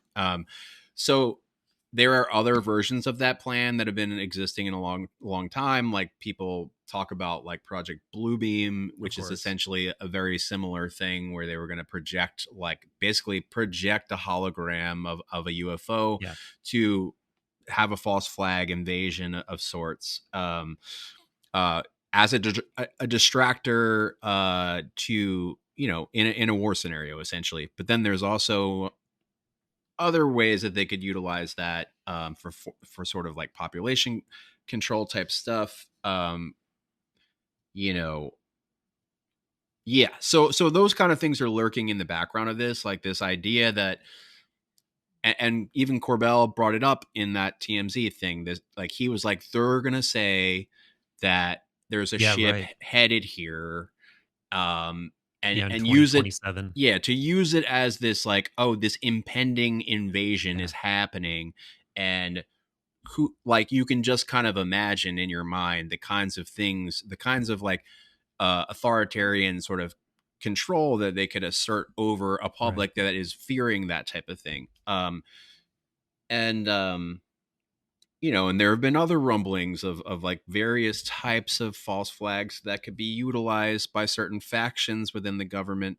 um if you have enough people believe that something is demonic, like Right. a type of enemy, and especially if you convince people that everyday humans are hybrids of said thing. And Mhm. there's lots of ways that this could be really dark and Really scary. weaponized. Yeah. um I don't want to go there and think that that's exactly what's happening, of course, but I can't help but, like, when you see all the other fucked up shit that's happening in the world, and you Yeah. think like the timing of everything, you're like, oh god, please don't let this be part of that. Mhm. Yeah, every mass atrocity has to do with dehumanizing other people and Yeah, making them seem like animals the or other, evil yep, or yeah. demonic, whatever. I mean, it's always that type of thing. And I think, you know, when it comes to the drone stuff, for instance, like that instantly felt false flaggy. That, like, Right. instantly, like, set off a lot of alarms for me. Um Especially just even just the simple, like, psyop type of situation. And, like, all of these terms, by the way, have so effectively been defanged over the years, Right. that we should mention how sometimes I even feel silly even saying the term psyop or false flag at this point, because I think it's become so silly. Like, there's even great memes about it. You shared that one meme that is just, I think about all the time. Like, this is an op. Like, okay, Fed. Like, it's just like all guys that are like, you know, like somebody says something super innocently and then we're all just instantly paranoid and think it's a psyop. But like, you know, it's important to recognize that there is a rich history of these things, and they're very real. Probably not the ones that have been called out over the last most recent years, but like, these are real things that happened. And sometimes they're just very simple, like simple tools of distraction, right? Like some very simple, like, we're going to distract everyone with this drone scenario while we do this over here. And I do think it is weird that for a month straight, all we heard about were the drone sightings. It was in every type of media you can imagine, and it was you know, hit on from every angle you can imagine. And then it just disappeared, no follow up, and it's just like nobody's concerned about it anymore. And it's like, you know, Trump has said multiple times, like, oh yeah, we're gonna talk about this day one. No, like, he even said, oh yeah, we should get to the bottom of that. Maybe we could find that out tonight. That was like, that was like, I don't know, 2 weeks ago or a week ago. It's like, yeah, okay. It's impossible to keep anything top of mind. It's just everything, it moves at such a breakneck speed. People's attention is way too flimsy. There's too much novelty flowing in. And that's another problem. Like, it just, you can't slow things down enough to be like, okay, we're really going to get to the bottom of this one thing and we're not going to get distracted. No, it is not possible. Not when there's like AGI and all these other things in the horizon. Like, you could just start rattling off the insane breakneck novelty that's been occurring over the last even month. But there were some very real, obvious military contracts that were awarded right in the December, like right at the end of the year last year. It's public knowledge. You can just like search it for yourself. Like, there's a good deal of them, and they're all like kind of like your usual suspects when you think about like aerospace, you know, private aerospace companies, and kind of the normal military contractors, what we're seeing. But, you know, and drones are just a thing, right? They're just a part of our fucking lives now, that they're everywhere. So you could even say, oh, they're so commonplace that who's to say that these things are connected? Sure, you could say that. But if we were to just like be imaginative, and think about the fact that Barber tells us that he's privately funded by VC. He said, you know, we have venture capital, private venture capital. We haven't said what he said that he could do yet. So just in case people haven't seen it, tell people that part of the story, because it's simultaneously, because it's simultaneously very empowering, but it also is like, well, wait a second, I have questions, because it's empowering in the sense that he's saying that with a very small group of people, or possibly even you yourself, you don't need the government to disclose anything. You can go out there, tune in, and make stuff appear. And he says he's going to do that. So yeah, pick it up from there. Yeah. So he basically says exactly that. And he says that they've been basically creating content and filming and documenting these types of things. And they even mention, a thing at Estalon that happened Estalon. Sorry, got some chaos going on here. Okay. But like, yeah, he mentioned various instances where other people saw these things happen, where you can do this meditation of sorts that they use the psionic assets for, to summon these crafts and pilot them, supposedly. In August of 2024, Jake and the Skywatcher team conducted their own operation with a psionic asset to see if they could summon a UAP themselves. Look, there's two.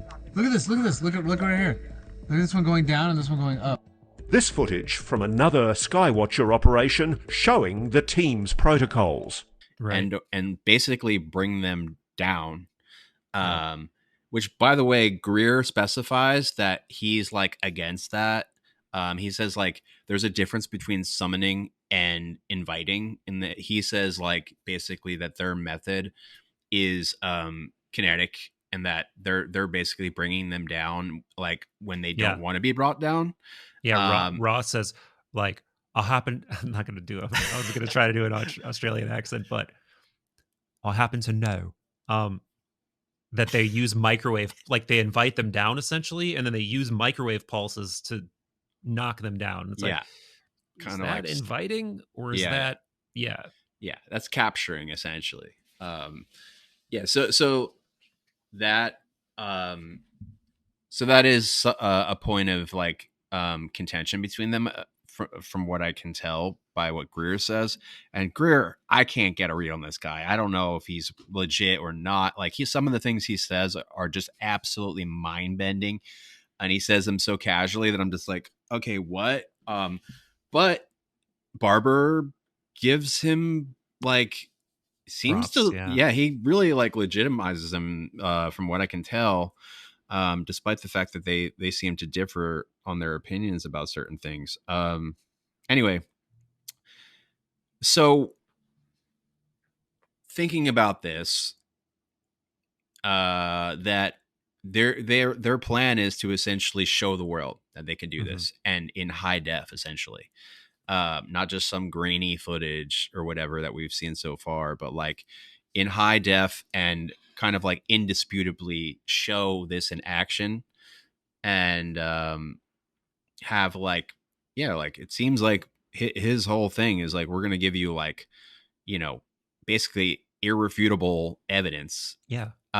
Just in time for having photorealistic AI video, and just in time. Just in time. I mean, that's all I've been saying too for the last like couple of years with AI stuff. I'm like, by the time we actually do have legit fucking like footage of UFOs, it's like we are not going to be able to tell the difference at all.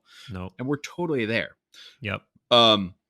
Now I just happen to, and like I'm not gonna go into the name thing, but like, really just listening to what Barber was saying, when he said like, oh, we have private VC funding, like we're basically, even though they're registered as a for-profit entity for whatever reasons, like tax reasons or reasons that he basically said it wouldn't make sense for us to be a nonprofit.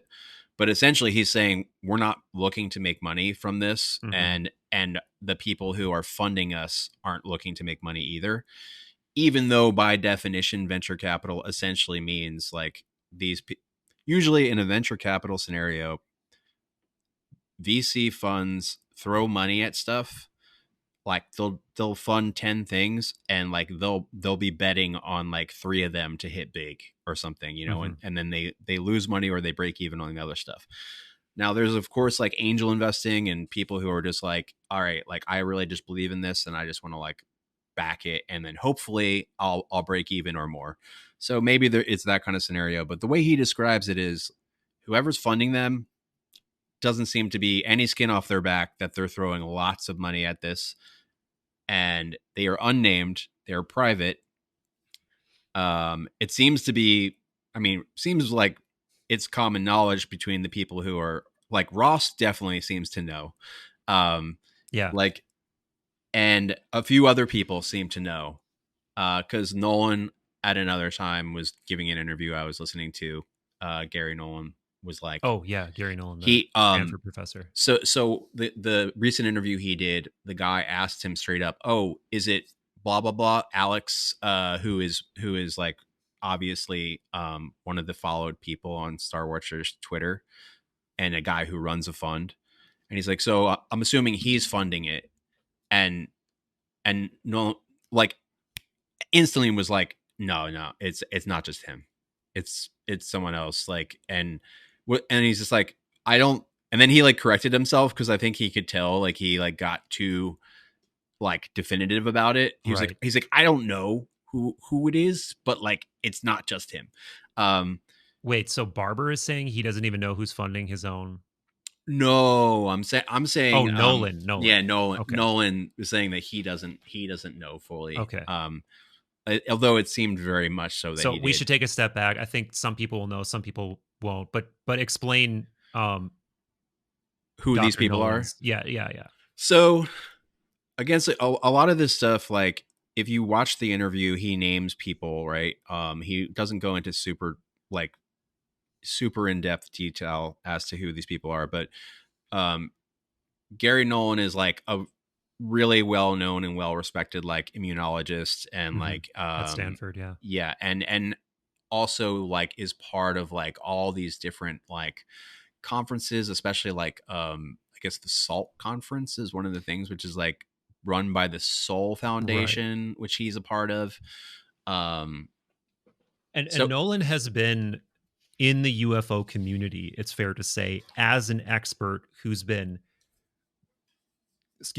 analyzing anomalous materials that are supposedly from UAPs. He's been analyzing people who have gotten different types of radiation illnesses from supposedly interacting with these crafts, including Barber, but many others.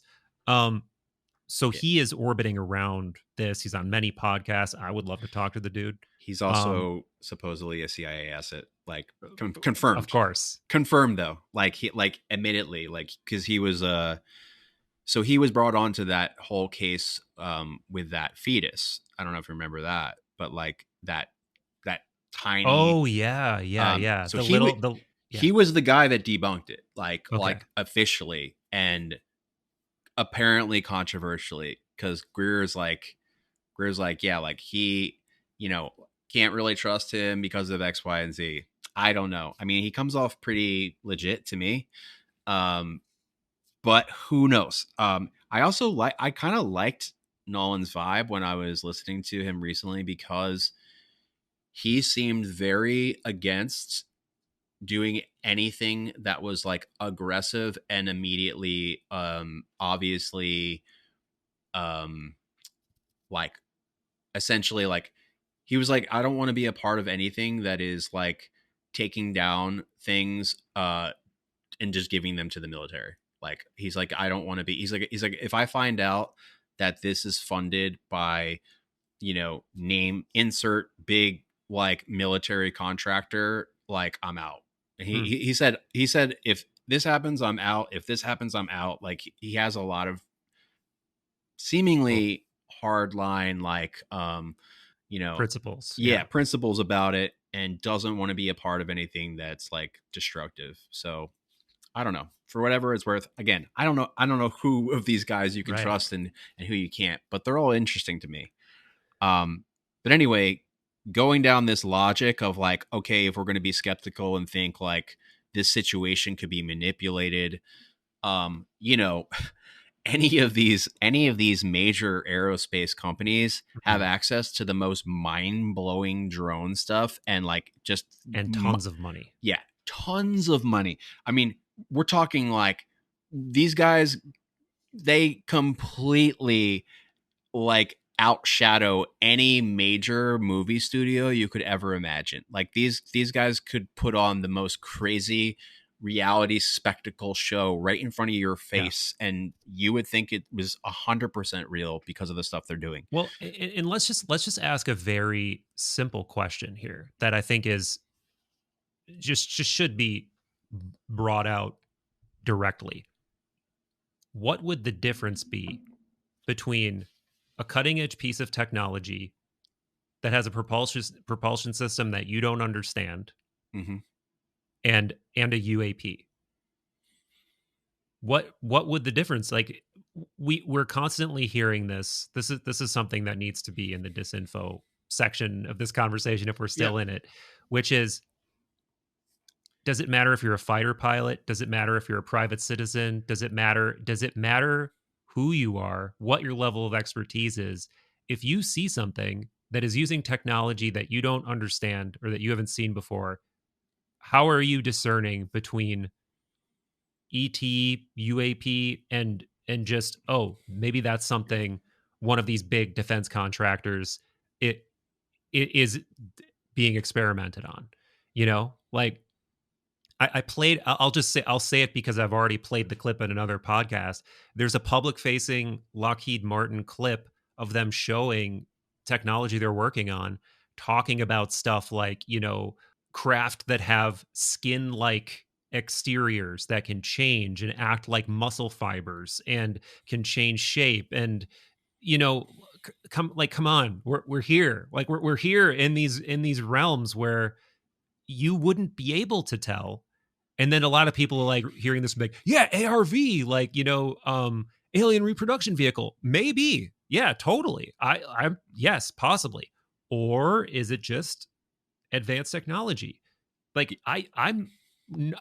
it's another one of those things that you just can't know as an onlooker, Dude, I mean, if you go on to any of the websites of these aerospace contractors, right, and look at what they're doing, as well as look up the contract awards for what is recent, the stuff they're describing, I didn't even fucking know was like exist yet. Right. Yeah. They're like, oh yeah, like there's this new technology where basically they can just seed an entire area wirelessly with power so that they don't have to carry batteries anymore. It's like, wow. Like stuff that you're just like, wait, what? Like, just like I was saying to you yesterday when I was trying to speculate on, well, what if they're using something that kind of amplifies the psychic ability, like some type of like advanced type of like implant or like some type of like, personal satellite type of thing. What if you could just increase the radius of the electromagnetic field of the human brain? Yeah. Something like that. I don't even know. I don't even know what that means. Or I don't even know what I just said means. I know. Like, what if you could do it? But like, what's his face? No, like I was telling you, and you were like, I don't know if that's real. And I was like, I don't know either. But like Nolan said that they have the ability with putting a net on your head and using AI that they can essentially like decipher your dream as you're sitting there, like record it essentially. Mm-hmm. Like that sounded bizarre and insane to me.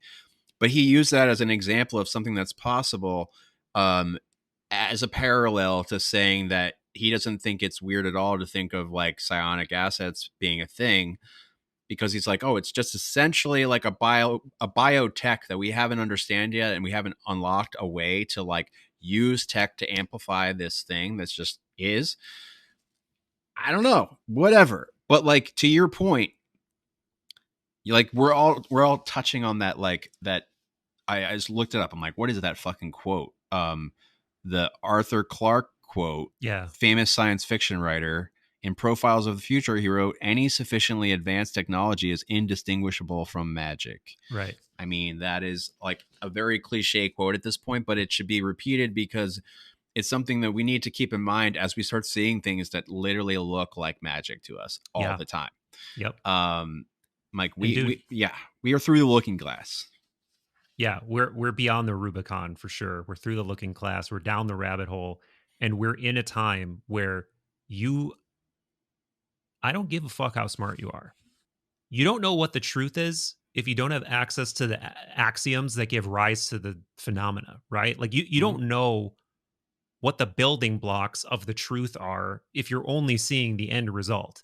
We started talking about this on the phone last night, where we're all sitting on the other side of some proverbial metaphorical fence when it comes to this phenomena, right? Yep. And we're seeing things come over the fence that we're like, what is that? And we're calling them things like UFOs or non-human intelligence or whatever, but we don't know what's on the other side of the fence. We don't know who's on the other side of the fence. We don't know if the government knows. We don't know if factions of the government know. We don't know if they don't know. Like we don't know any of that stuff. So we're just sitting on the other side of this fence guessing, basically. Yeah. And yeah, you can make more educated guesses. You can use more nuance. You can think more critically. But at the end of the day, you just don't know what you don't know. And there's so much that we don't know. And some people don't like that. They really can't handle being in that sort of gray area, but To go back to McKenna, he was always like the whole point of it all is to be able to sit in the messiness of the mystery, mhm. and like the thing is like that's one of the most challenging things for any human, but especially now in this day and age where we have basically the answers to any question at the tips of our fingers. Anything that is unanswerable right now is Yeah, just it's like max discomfort. totally. And we would much rather jump to a conclusion than like sit in an unknown. So Yeah. I don't know. I mean, very weird times. Yeah. I mean, that's like an understatement, It is. So I have two thoughts. One is try to wrap this up on some kind of rosier, more self-empowering note. Okay. I want to do that either way. Yeah. But then the other thing we could do is we've danced around a path that have said we're kind of afraid to be too specific about. Yeah. Do you want to lay out a hypothetical version of that path before we try to give the rosy let's just say a starting with we can do it or not do it. I don't care. Like with actual names or what? I would say not with actual names. Yeah. My brain just keeps definitely going towards the this sort of like overlap of some major things going on right now. One being the seeming like there's like this race and sort of warring factions around AI. So there is like very prominent people, all sort of like racing for AGI. Yeah. And I mean, Altman literally tweeted like a couple weeks ago, like all cheeky, like, "Oh, I always wanted to like write a 6-word story, so here it is." It's like, on the or like just next to the singularity, not sure which side or something like that. I forget what the actual quote was, but it was fucking insane. But essentially, he was saying he doesn't know if the singularity has already occurred or not. Yeah. And that's a fucking insane thing for someone. I mean, for people who don't know, he's like the creator of OpenAI. He's like the main figurehead at OpenAI. So for him to say something like that casually on Twitter, I mean, the implications of the singularity are huge. I think like we need to understand that just because they're huge, like when someone like that tells you that, they're telling you that we might not have a very clear understanding of that moment. Yeah. And we might slip into it unknowingly and just be in it. Mm-hmm. So anyway, that's one thing. And on top of that, the AI tech is being utilized in all of these like military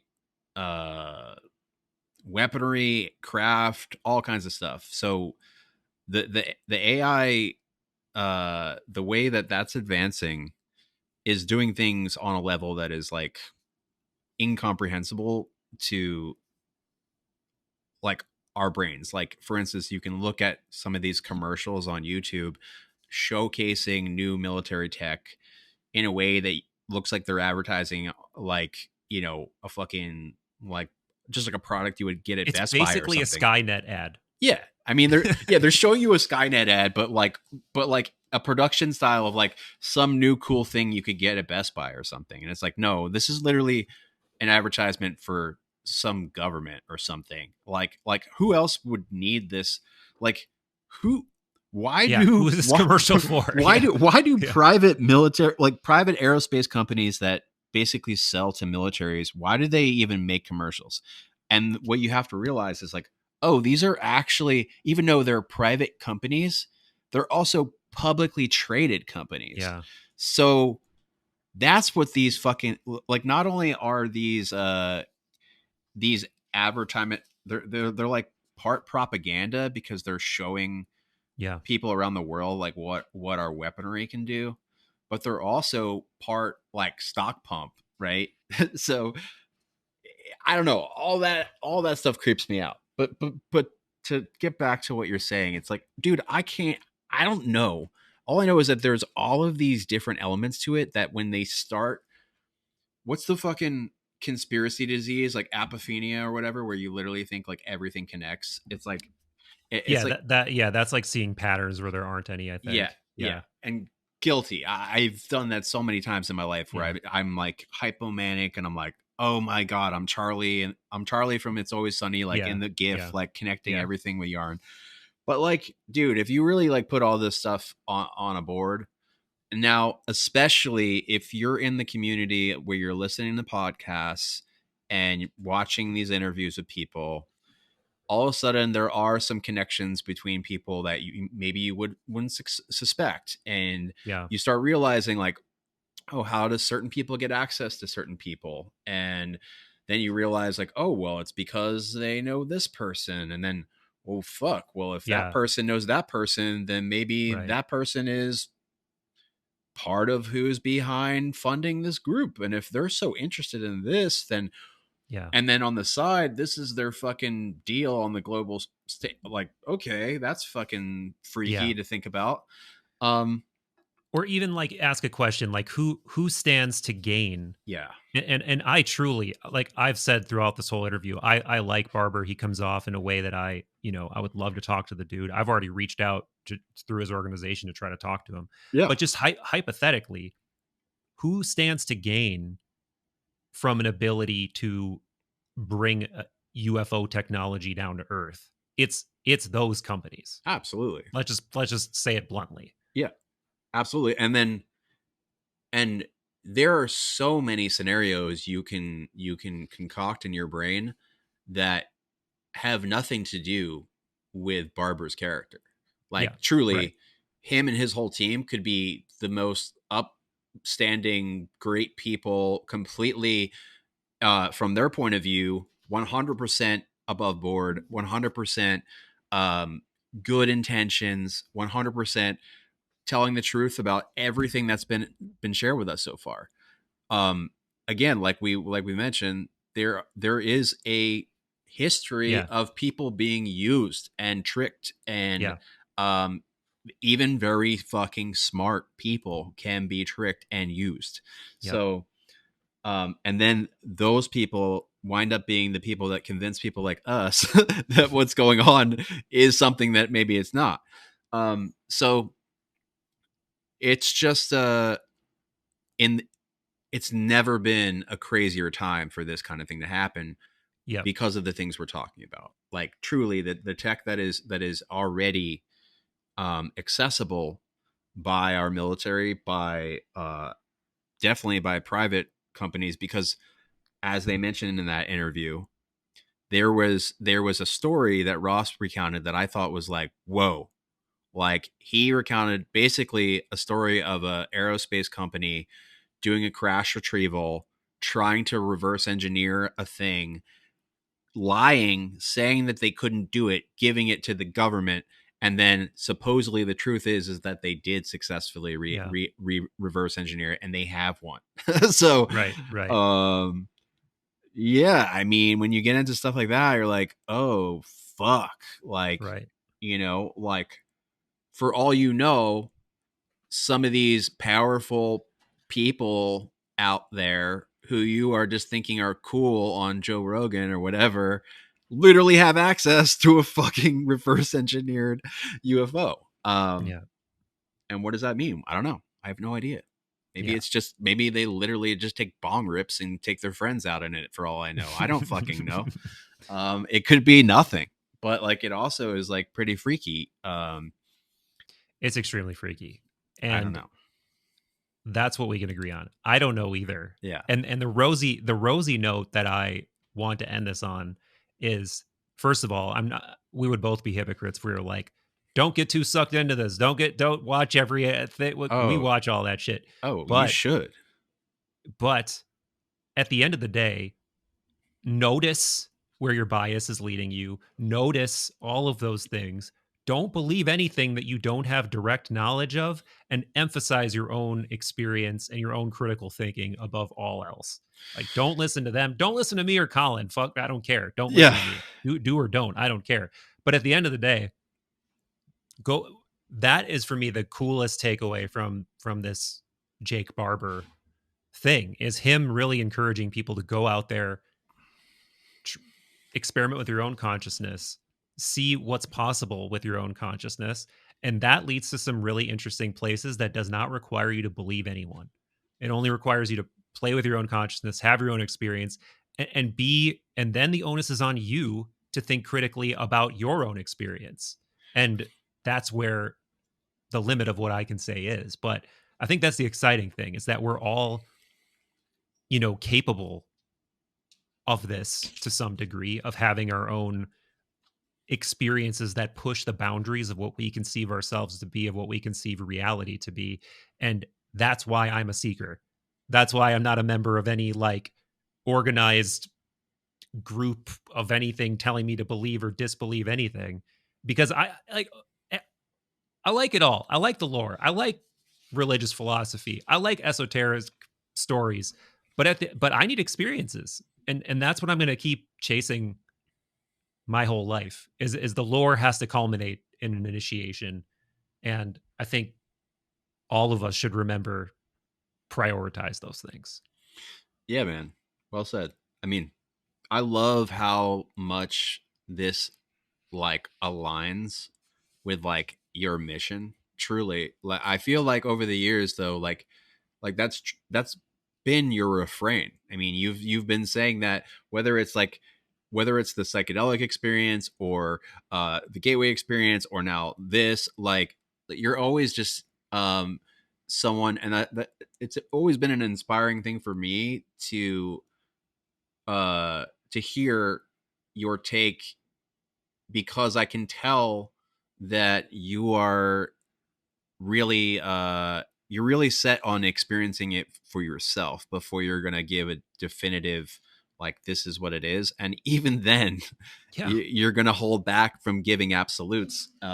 So like, it's funny, I was thinking, like, over the course of analyzing this with you, like just kind of reviewing our history, our friendship and stuff, and the things we've gone through, and recognizing that we like have this strange like cycle of like of like being more skeptical and more kind of like, I can't even say believer, because neither one of us has ever like fully succumbed drinking to like the Kool-Aid. Yeah. Generally. Yeah.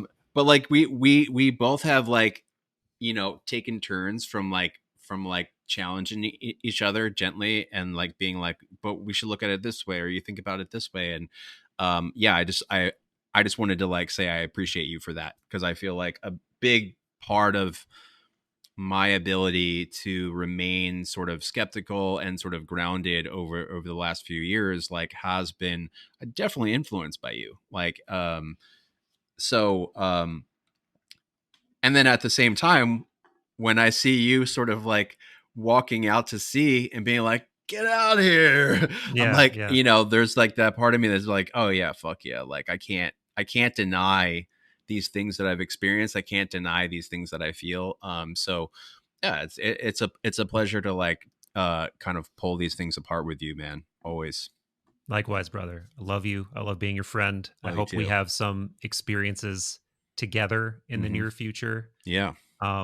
And yeah, I'm sure this conversation will continue. Yes.